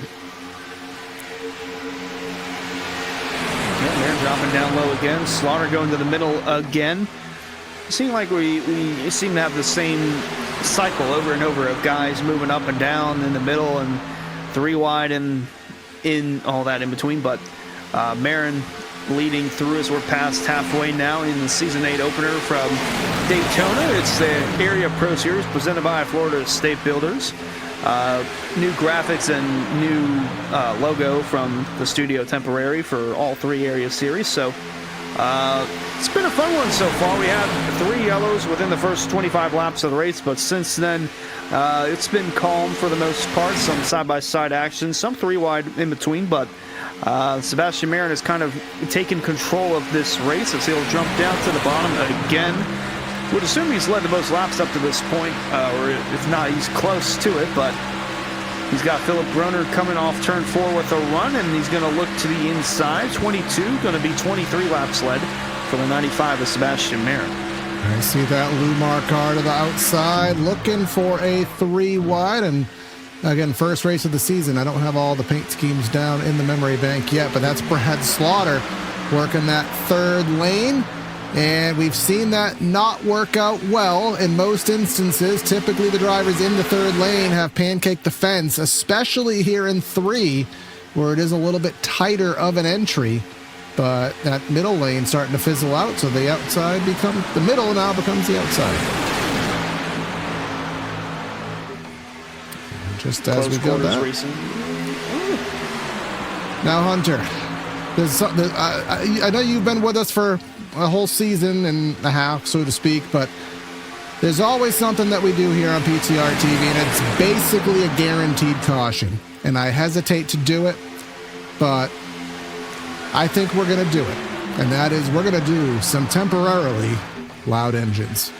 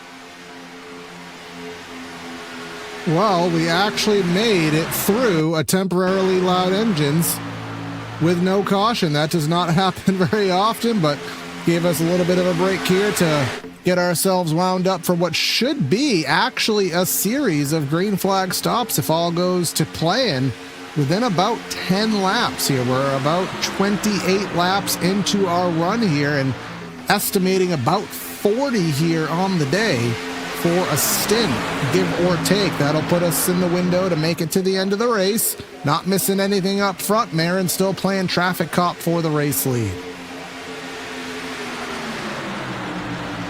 Yeah, a bit of the same going throughout the field, and especially up front, it's still Marin leading his way through. Peyton Howell and Justin Opplinger on the outside lane. In the inside lane, it's Philip Groner and Jake Nichols that have quietly worked together inside the top 5 for the most part of this run. And it's still 2x2 racing with the occasional Brad Slaughter going middle to outside, trying to make it 3 wide at some point in some sort of fashion, and it's gotten him inside the top 10, so that's working for him. A 29 of wide start, he's worked his way inside the top 10.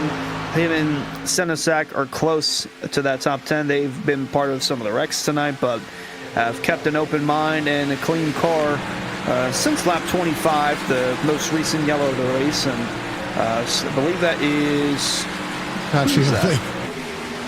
again.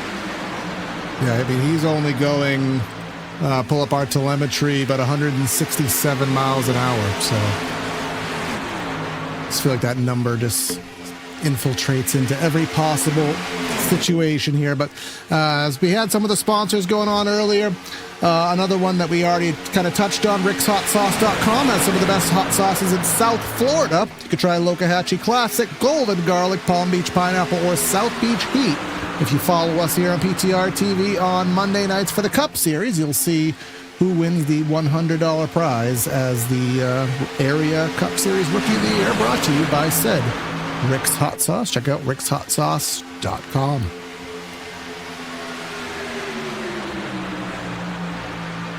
I feel like we're stuck, like the record player is scratched, and it's repeating the same thing over and over again. I'm seeing Marin go top to bottom through 1 and 2. I'm seeing him do it again in 3 and 4. I'm seeing Groner have a run to the inside lane. We're getting close to pit stops, I would assume, so these guys have to make at least one more pit stop for fuel. But yeah, that's part of the reason. I just said it in our back-end production chat here. It's part of the reason we kind of do it temporarily loud is it does, and this is a good thing. This is actually a good thing. We are, as I said, we're buying laps here. We're killing laps. We're just chugging things through. We're not, making egregious moves. But, you can't do anything if you're wrecked out, how Pacioli is. So this is not going to sustain. At some point later in the race there, Hunter, someone's going to get a run, and that 95 is not going to be able to block it, and we're going to get ourselves up and at it. But that time is not now. No, it is not, as Opplinger and Peyton Howell, both teammates for LVV Racing, finished 4th in the understandings a season ago.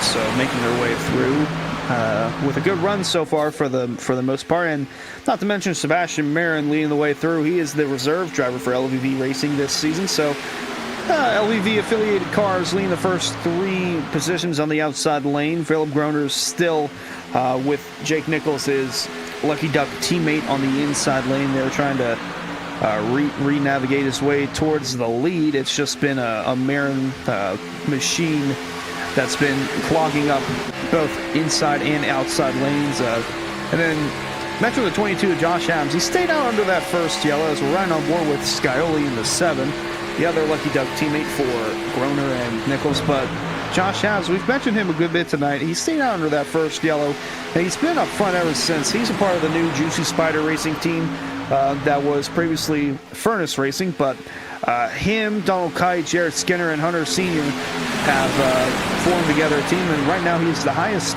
running car from that team. He has, like you said, once he's got up there, I think he got up there at the perfect time, because that was when we've kind of fizzled out from the 3 wide through the field to everyone just kind of biding time to that 2 wide. And because of that, he has managed to keep that position on top of some great driving and good decision making. But again, this is that time where 34 laps in, we're going to start seeing these drivers have to pedal their way to their appropriate lanes. Who is going to draw first blood? Saw it the other day. We saw, I think, of 3-car packs come in. Someone makes a mistake. Now you're down to a 2-car pack. Now you're losing a second a lap with worst draft, and that takes you out of the lead pack. So getting to the inside, working with your teammates, and executing the stop. This is what we talked about, and now it's game time for it. Indeed, as was just about to touch up with the 82 of Brian Mercurio, but he's fallen in that middle lane outside the top 10 now. He is a part of the new Coast to Coast racing team, making a move from trucks up to the Pro Series, replacing David Weishart Racing. Jake Fisher's been up there a lot. Gabe Herschel was inside the top 10 at one point. He's in that second pack now behind. And Timmy Pacioli we've seen a couple of times in the modified version of his race car. And then up inside the top 10, we see Garrett Conrath in the number 49. He is part of Low Dollar Racing, that being the group with Bryce Senesac, David Weishart, and Alex Chilcutt. Chilcutt led a good bit of laps tonight, was up front too. Weishart and Senesac making the way back towards the top 10. And then DJ Stagner in the 04. He's cracked the top 10 a few times tonight. Currently 10th at the moment. He's a part of the new Swamp Motorsports team, replacing RRLC Motorsports. We saw his teammate Sebastian Miller get taken out in the last wreck. Absolutely nowhere to go. Jackson Harmon and Lucas Lodato, a part of the team as well. Lodato, I should say. But he's made his way. He's that 5th car on the outside lane in the 04 machine. So having a good run for the most part. Crossing lap 63, about to start lap 64, with Meriden still in the way at Daytona. Up again, that 97 up there as well. Zach Carr, not the Aussie, that is Zach Kerr. He is the one who I called an Aussie about 5 times this week already, but he's up there in that 97 car. Again, right behind him is DJ Stagner, as you just referenced, giving the push to that 8 of Brad Slaughter. And you can see there that bright green car, and that's just what he's been doing for about, I'd say, 25 laps. And I actually saw some brakes there. I saw the front nose go down there. And up to the top is Marin. Let's see, down to the bottom, he's going to cut. Well, now he can't cut. Looks like the 11 has a little bit too much steam this time by. Most steam he's had in quite some time, as a matter of fact. And here we go. We look at 3 wide. Thought we were. Shut the door, did Marin.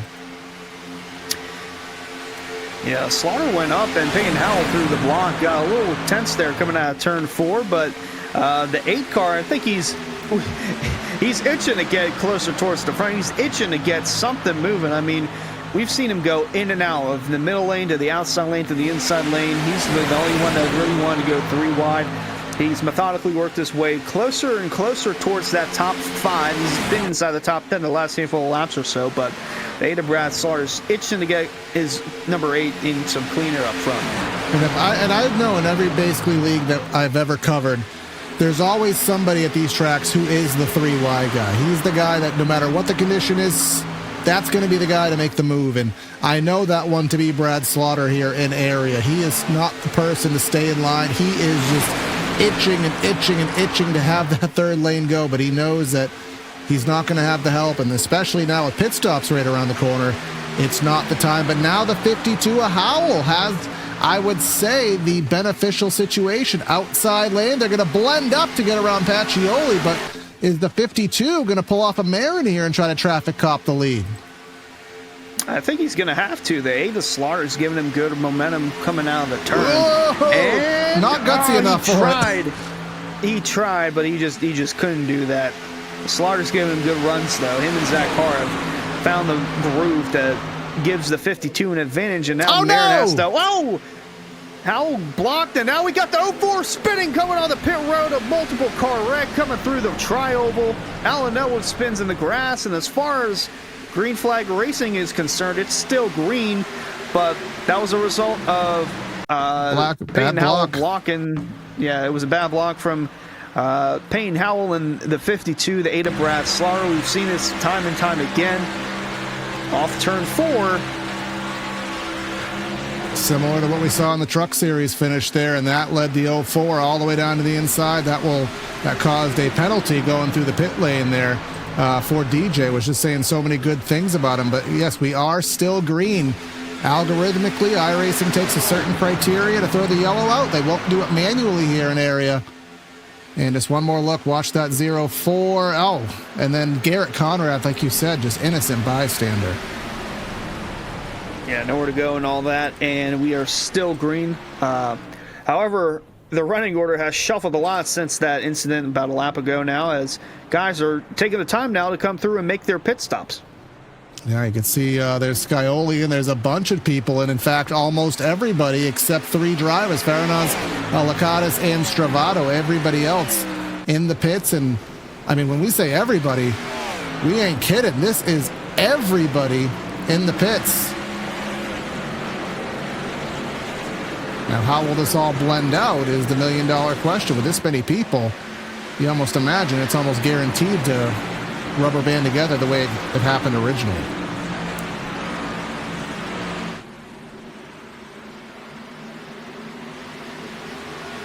So it looks like Groner and Nichols are the first 2, and then... No, that's Marin. Marin and Nichols are the first 2, and then Groner is behind Payne and Howell. Oh, no! 64! Oh, my goodness! And that might bring out the yellow. That was up on a racing surface. I'm shocked that didn't bring out a yellow. Yeah, that was Diego Sainz, and yes, that did bring out the yellow. That did bring out the yellow. Wow. That was also not on my bingo card here today as well. All right, DJ, what happened to... All right, Diego, where are you? Oh, no. I hope this isn't what I think it is. I hope this isn't what I think it is. All right, that's not what I thought it was going to be. Wow. I thought he was going to lose it on his own, but he tried to fully eat it and make a pass there on the blend line. Chilcutt there is that blue car.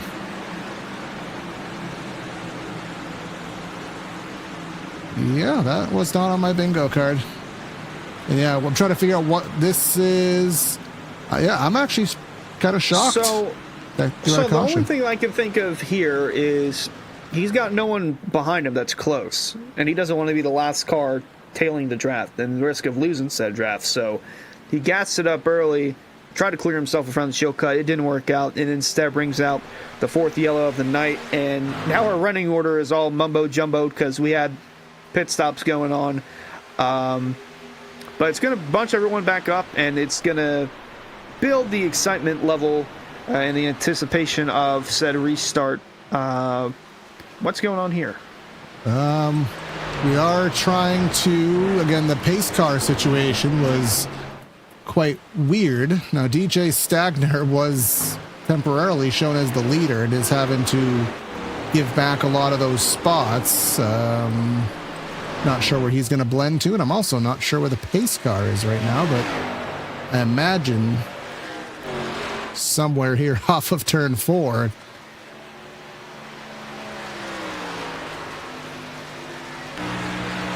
Oh, where has my little pace car gone? Oh, where could it be? We are under caution. There we right are. Here. Holy cow. So yes, this has been a very interesting way. I mean, we got through green flag stops. Well, I guess I don't even want to say that we got through green flag stops, but we got 92.6% through green flag stops. And again, the wreck happened at the most awkward time, but it'll bunch us together and it'll allow for those who had damage from various incidents to get those last minute repairs. You can get, it's quick pace laps here at Daytona. You could probably get 2.5 minutes done. Well, not quick pace laps. It's a quick pace lap situation. Only really one pit sequence. So you can get 2 minutes of damage repair. That should be enough to sustain a lot of drivers in the draft. What do we have here? We have 77 in. You can just see pit road is a super busy place with drivers needing those repairs. Especially the 04. I mean, didn't look like he had too much damage, so I think he still has a possibility of having a good finish at the end of the day. Don't look too bad. Still don't know why the ails are questionable. On the pit sign, I guess. part of me wants to try a Minnie Mouse voice, but I will spare everybody that ear trauma that they would endure. Just going through here, we've basically covered the whole sponsor situation, but again, part of the rebrand here, the store here, shop.areairacing.com, which is now our white flag sponsor, which you will see in some number of laps, depending on if we go into overtime. You'll see a lot of the new merch with the new area logo, brought to you by the Studio Temporary, so you can check out that and get the new selection of hats, t-shirts, Adidas clothing, and other accessories. Quick to shop, quicker to ship, better to wear. Shop.areairacing.com. And I do believe, outside of Central Mobile Homes, which was our starting sponsor, we have covered the lot here today. So hope everyone's enjoying the show. And 23 coming to 22 laps to go. I mean, it's hard to bet against anyone but that 95, but definitely some drivers behind that are hungry and capable. Absolutely. We got the heavy hitters up front, that being Sebastian Marin and Jake Nichols going to be restarting in our front row. Peyton Howell and Philip Groner in the second row. They've been up front for a good portion of tonight's event. Same with Jake Fisher. Zach Carr is closer towards the top 5. Gabe Herschel in 7th. Josh Adams there in 8th. And then our 10th row,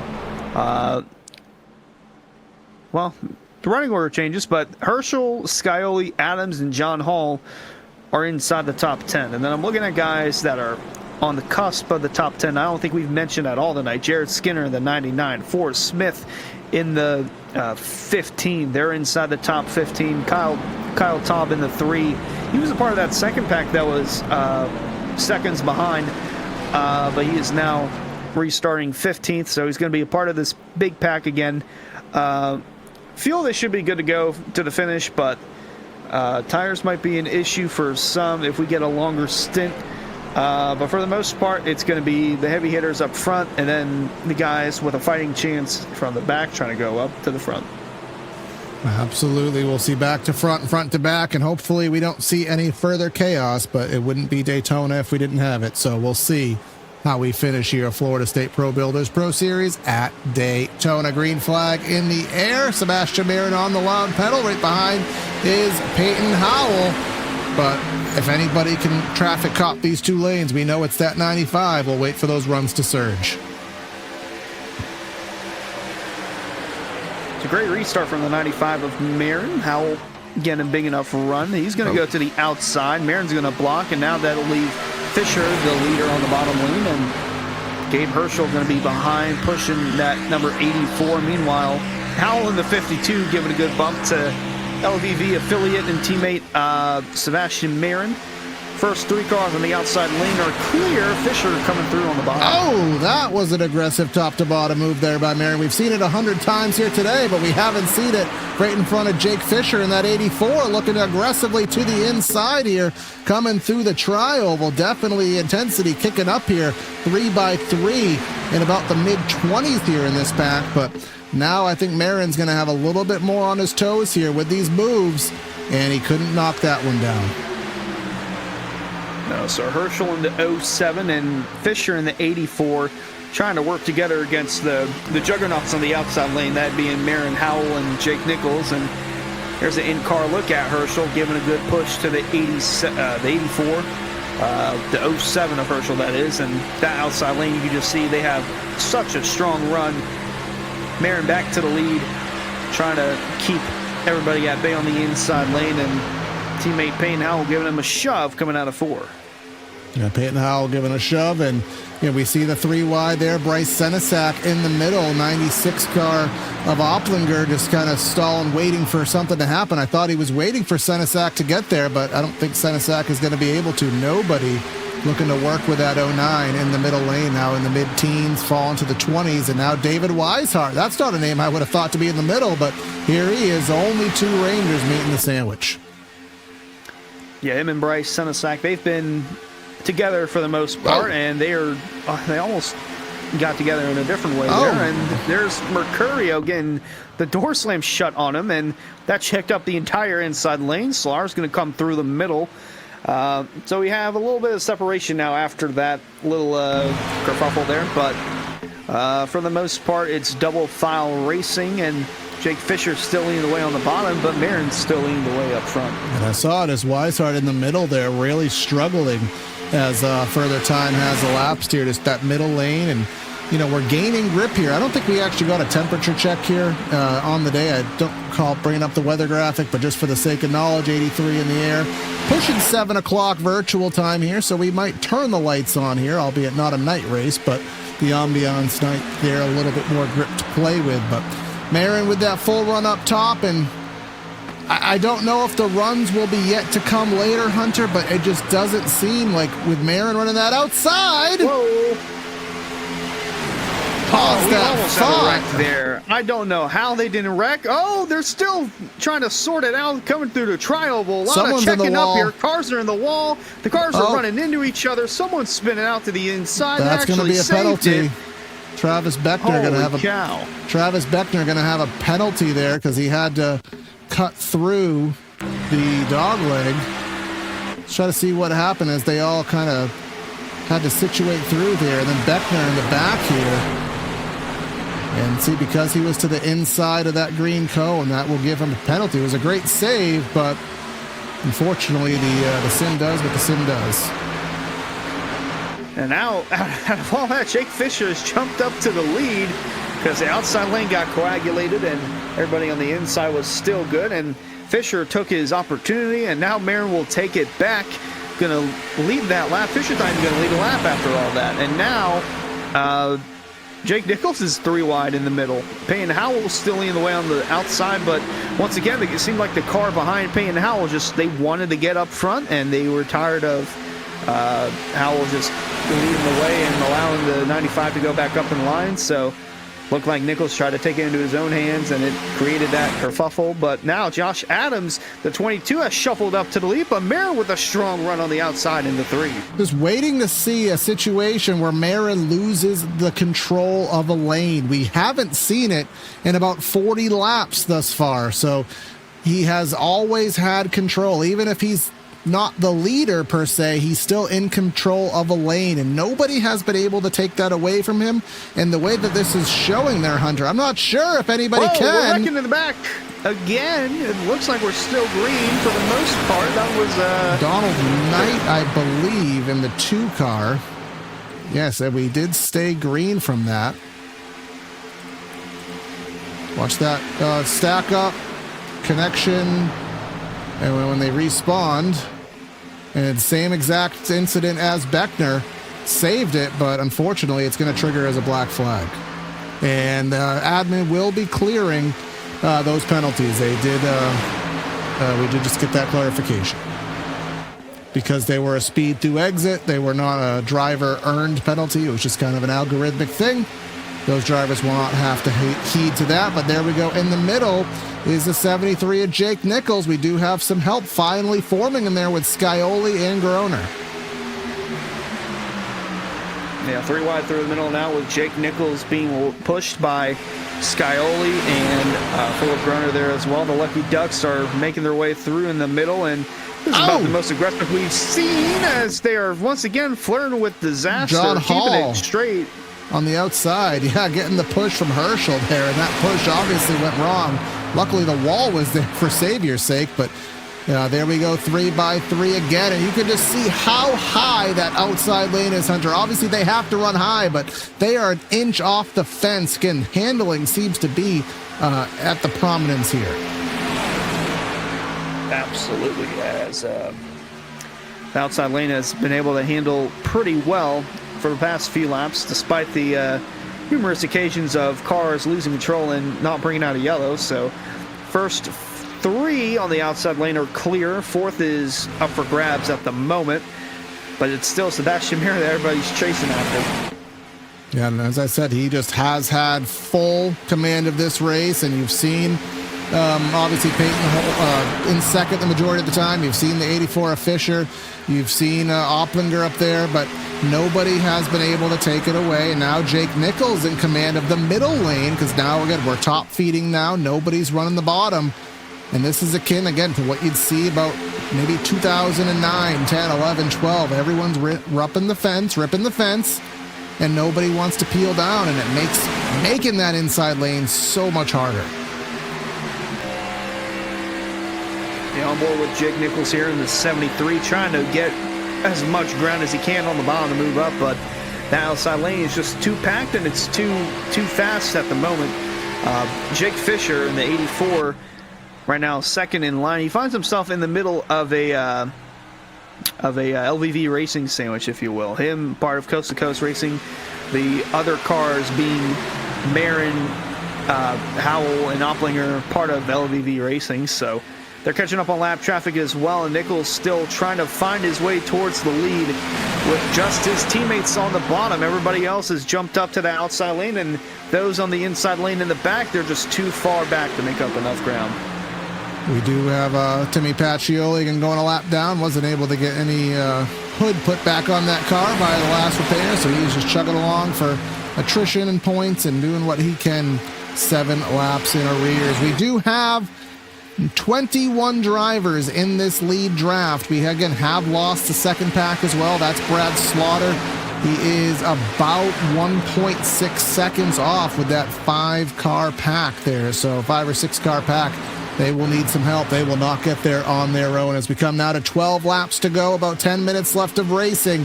Sebastian Marin been up front for the majority of the race. What is that number? That number is 51, over half of this race.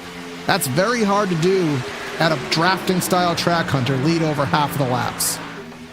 Well, if there's one person that can do it, it's definitely the one that's the highest up on the Road to Pro standings, that being Sebastian Marin, and he has really mastered this this style of racing, and it reminded me of like 2014, 2015, whenever Dale Jr. had his resurgence and dominance at this place. As soon as I say that, Nichols is to the inside, but the way that he was able to control both lines and control the momentum for both lanes, and just it reminded me a lot of that. And Jake Nichols is trying to retake control of this race with the teammates of Lucky Ducks behind him, that being Scioli and Groner. But Justin Bolin in the 41, we've seen him up front recently, has kept it clean for the most part, and very consistent finisher last season. So we'll see if he can provide a good finish for himself and his team coming down the backstretch here with 11 to go from Daytona.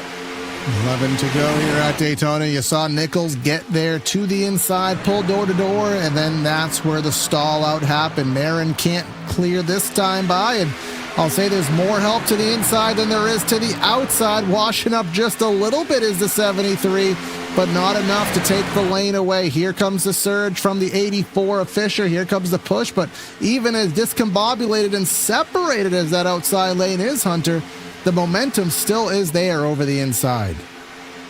Yeah, they had a big check up there about the 5th car back on the bottom. I'm not sure what that was, but behind Bryce Senesac, they stacked up for some reason. Not sure why, but create a little kerfuffle there on the inside lane, and now more cars are bunched up on the outside lane. But Jake Nichols, again, he's given it all that he's got. Him and his Lucky Duck teammates, they're trying, but that outside lane, it's just too powerful at the moment, and Marin jumps down to block Nichols. And Nichols, he's not having it. He's coming back on that bottom, and he wants that lead. Again, this is a fixed setup series, mind you, so the fact that he can do all of this with the same exact car as everybody else, same car, same opportunity, only thing that's different is the guy in the seat and knowing this aero model, knowing this drafting package, and just knowing what he does here on the service, that he can just completely take ownership of this race, even with Jake Nichols and some of these big top guys right behind him on his toes.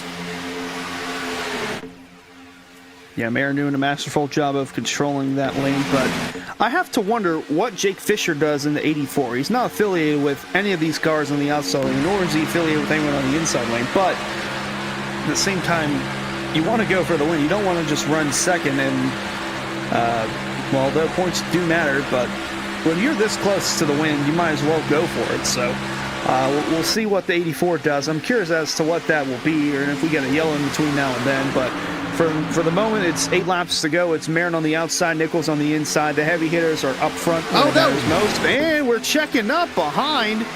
Almost had a wreck. I think that was the 04 of DJ Stagner. I could be wrong, but he's quietly made his way back into this main pack here, and he's putting himself in a good position for a good finish. Someone looked in the middle there. That was the 97 for a brief moment, but pulls back in line. That 97 is that car. But I'm telling you where I think the move is going to be. Well, oh, okay, this is big. Okay, the 73 has cleared, but the only thing that is not cleared is that Sebastian Marin is still a line leader. We have not seen him lose that yet, and Nichols not making the move to go to the top, so that was a very short-lived lapse of a lead for Marin. Yeah, Nichols staying put on the bottom there, trying to keep his teammates in the running. But it gives the 95 of Marin the advantage once more on the outside lane. Fisher, once again, giving him the shove from behind with Howell and,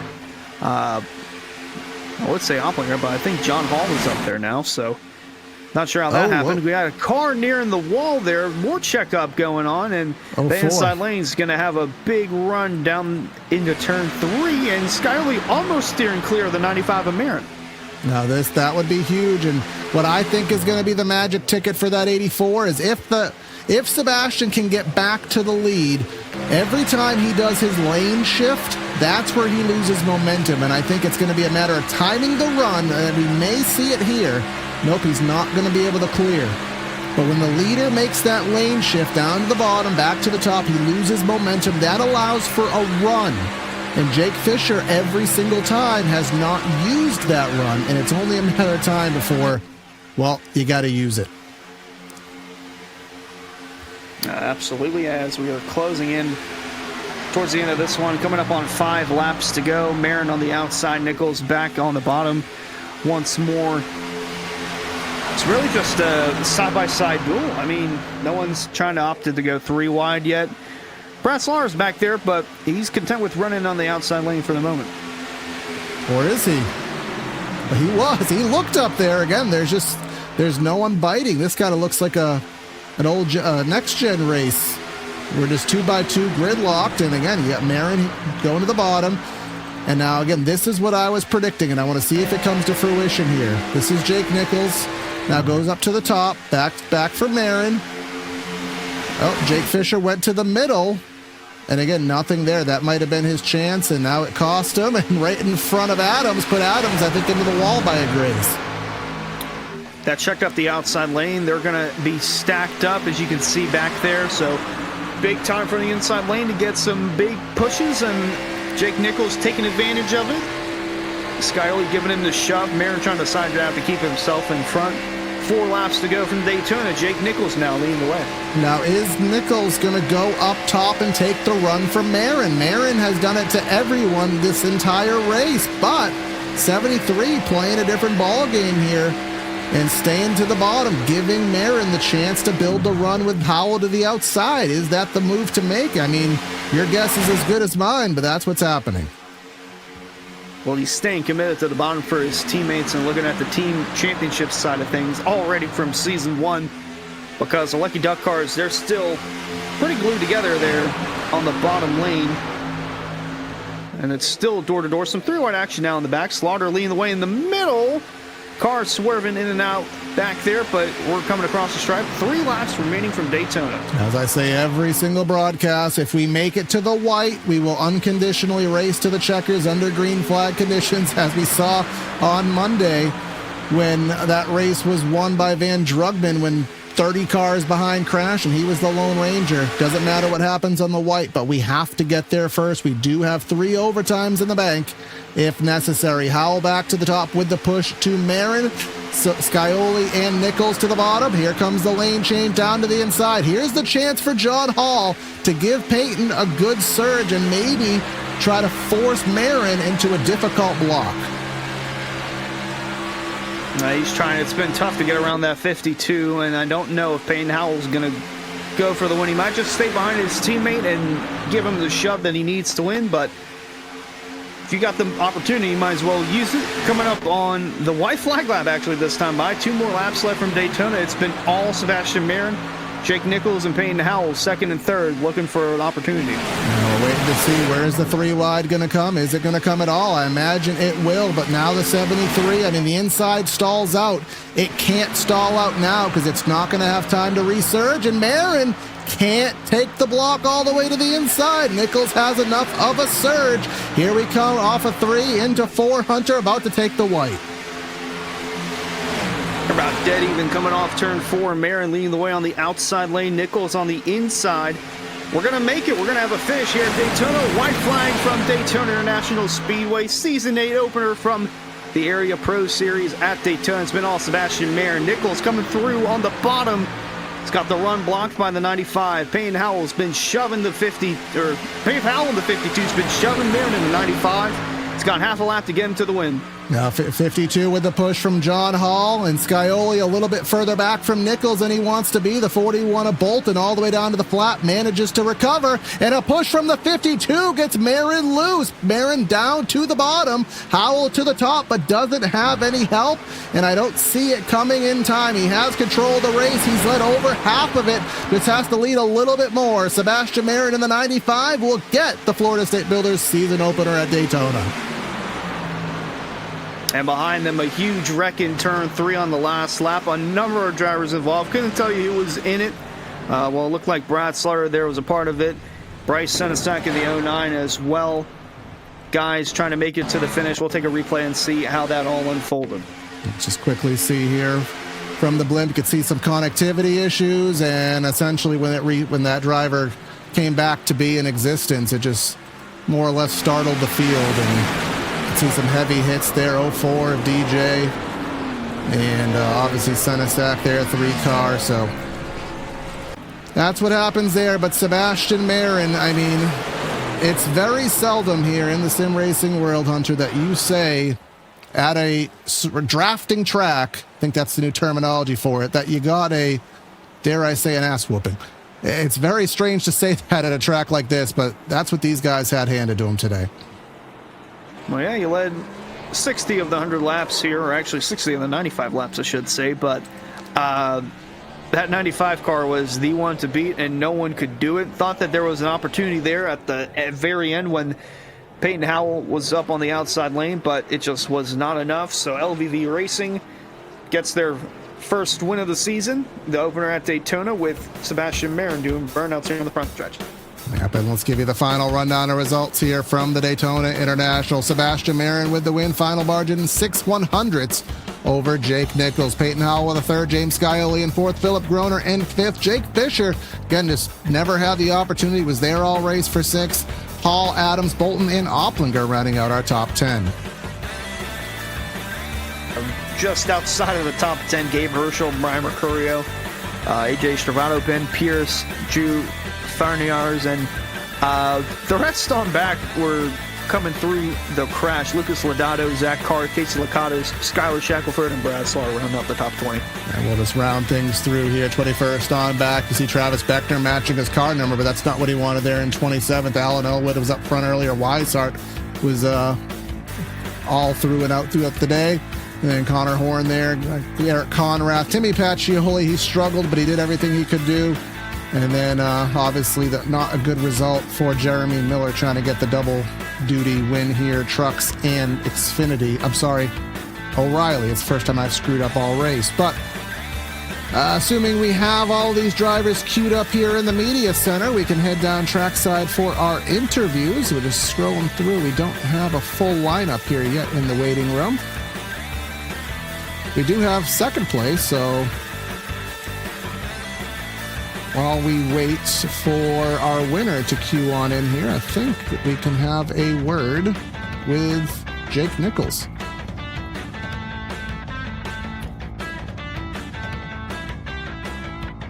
All right, Jake, Corey up top, you got us?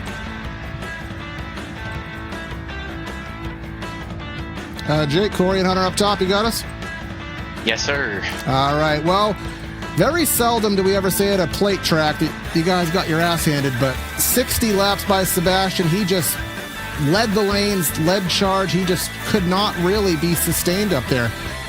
What was that man doing that just made this race so difficult to get by him? Probably just had the lead. I mean, you can't really do much on the bottom.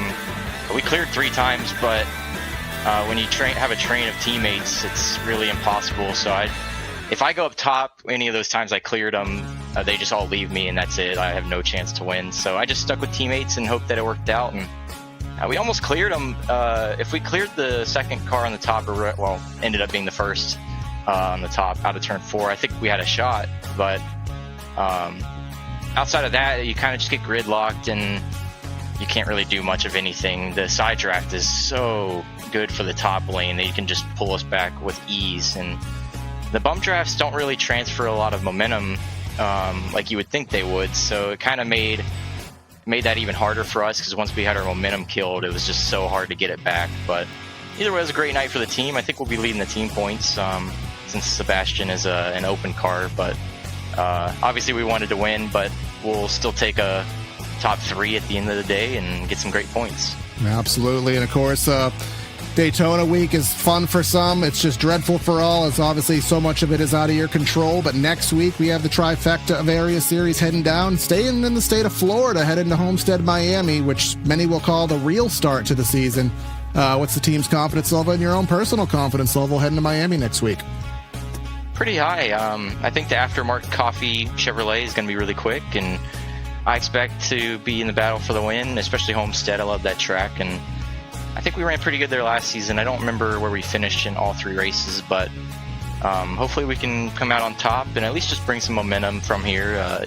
We didn't win, but we had myself and James Skywley got 4th, Philip Groner 5th. So we had 3 of our team in the top 5, which is pretty good. So we'll take that momentum and bring it forward and try to get some wins for Lucky Ducks here. Absolutely, man. Any final words or shout-outs before we let you go? Yeah, Aftermarket Coffee, No Kid Hungry, Stand Up to Cancer, Coddle Chassis, Tiltify, AmeriCares. We got a bunch of great organizations on board, and it's going to be fun representing them in this Lucky Ducks Motorsports Chevy, and hopefully we can get some wins, and this thing looks like a beaut, and it'll look even better in Victory Lane next time. Absolutely. Good spec map on it. It's a good spec map on it. Looks pretty good here under the sunset. But yeah, we'll see you next week in Miami, Jake. Thank you. See you then. And now again, we still don't have our race winner, but Hunter has caught up with Peyton Howell, who gave it a good shot. Yeah, Peyton Howell, one of the dominant drivers of the night. Big helping hand into Sebastian Marin, keeping him in front on that outside lane. Was that kind of the thought process tonight? We saw that you and Opplinger as well for LVV Racing were a 3-car tandem at one point on the outside lane. Was the thought process just to get one of the drivers in, even if that was Sebastian Marin? Yes, for sure. That race was a lot of fun for, I guess, all the LVV guys, because we controlled most of it. But it was just try to keep one of us up front and have a shot at the win. And we ended up having like 4 of us lined up on the top there at the end. And was hoping that we'd get a 1, 2, 3, 4, but a 1, 3, and whatever it was, we'll take it. It was just, I had a bunch of right front damage, so I had to stay up top to not go backwards. And it was just like you just gotta kind of hope that the bottom line doesn't get clear, and I feel like we did that pretty well tonight.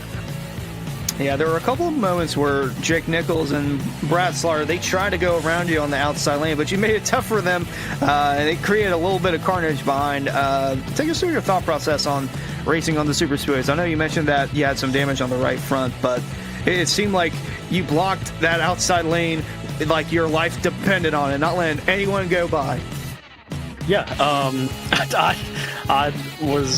don't want to get my rear taken. I'm not going to the back for getting my rear taken, so I was willing to block, and the one on Brad was kind of questionable, but I was clear enough to get clear and not destroy us too bad. And I wasn't going to let nobody take my right rear, because I wasn't going backwards, especially with the damage. I'd have never got back forward, so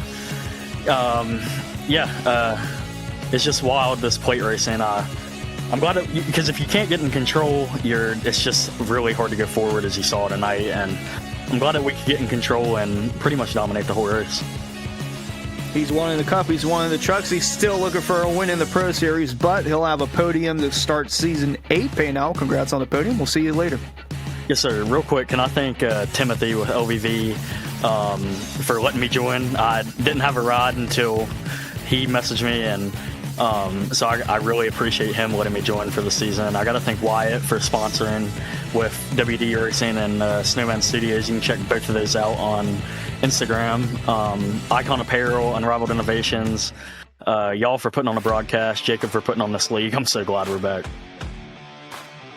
All right. Well, have a good night, and we'll see you next week at Homestead, Miami.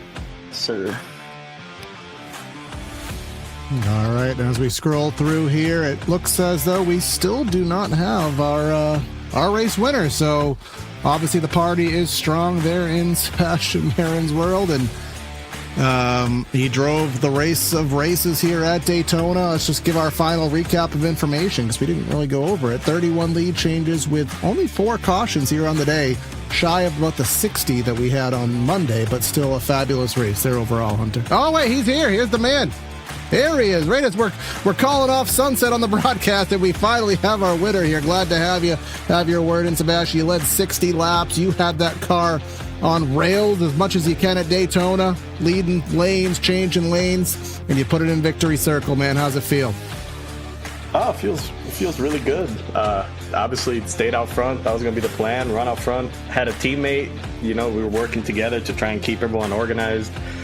Kind of was expecting a bit more aggressiveness, a bit more chaos in the end, but everyone was just playing follow the leader, and that's how it was till the end. So, great result. Happy to bring the Juicy Spider Eminence-inspired Toyota to victory lane. And, shout out to Peyton Howell for being a great teammate that whole race. We pretty much controlled that race from start to finish, so couldn't have asked for a better race. Yeah, absolutely. Just kind of talk about some of the moves you had to do. I know with Jake on the bottom there at the end, you just had good command of each lane. You just knew the timing. You knew when to make the blocks. But we know how the blocks have been this week in area. Some good, some bad.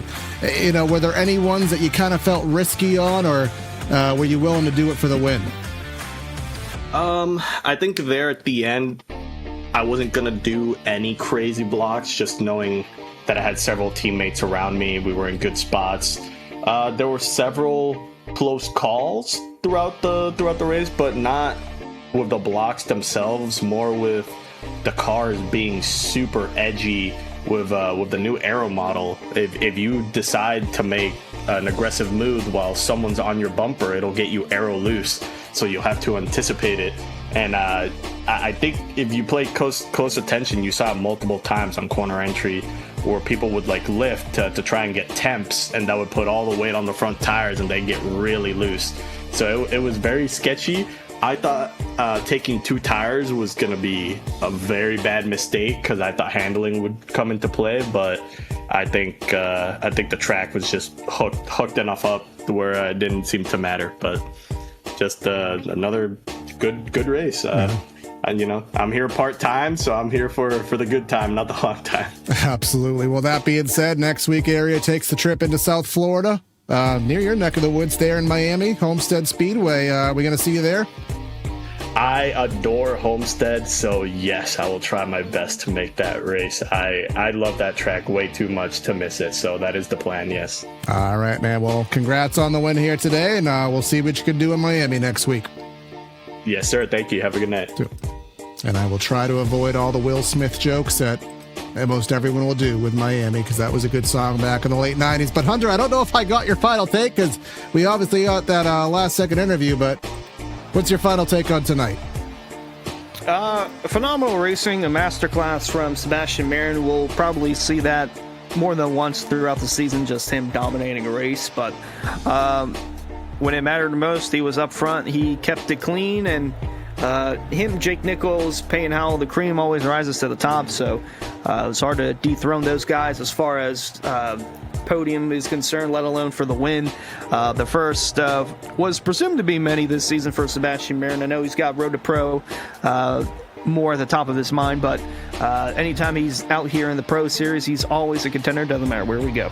Absolutely. So we'll stay tuned for that. Again, like, share, comment, subscribe here on PTR TV. Help us get to 2,000 subscribers. We're ever so inching there, and we'd love to get there a little faster. We'll be live next on Sunday with our Triple Bypass Cup Series. And then a week of area starts back off next week at Miami. And we'll be there Monday, me and the whole gang of guys here at PTR TV. And if you're liking on Twitch, again, consider subscribing to the Area iRacing Twitch. Get your custom emotes, double points, and redeem your free merch. But that's going to be Corey and Hunter signing out of the booth. Have a great night, and we'll catch you next time.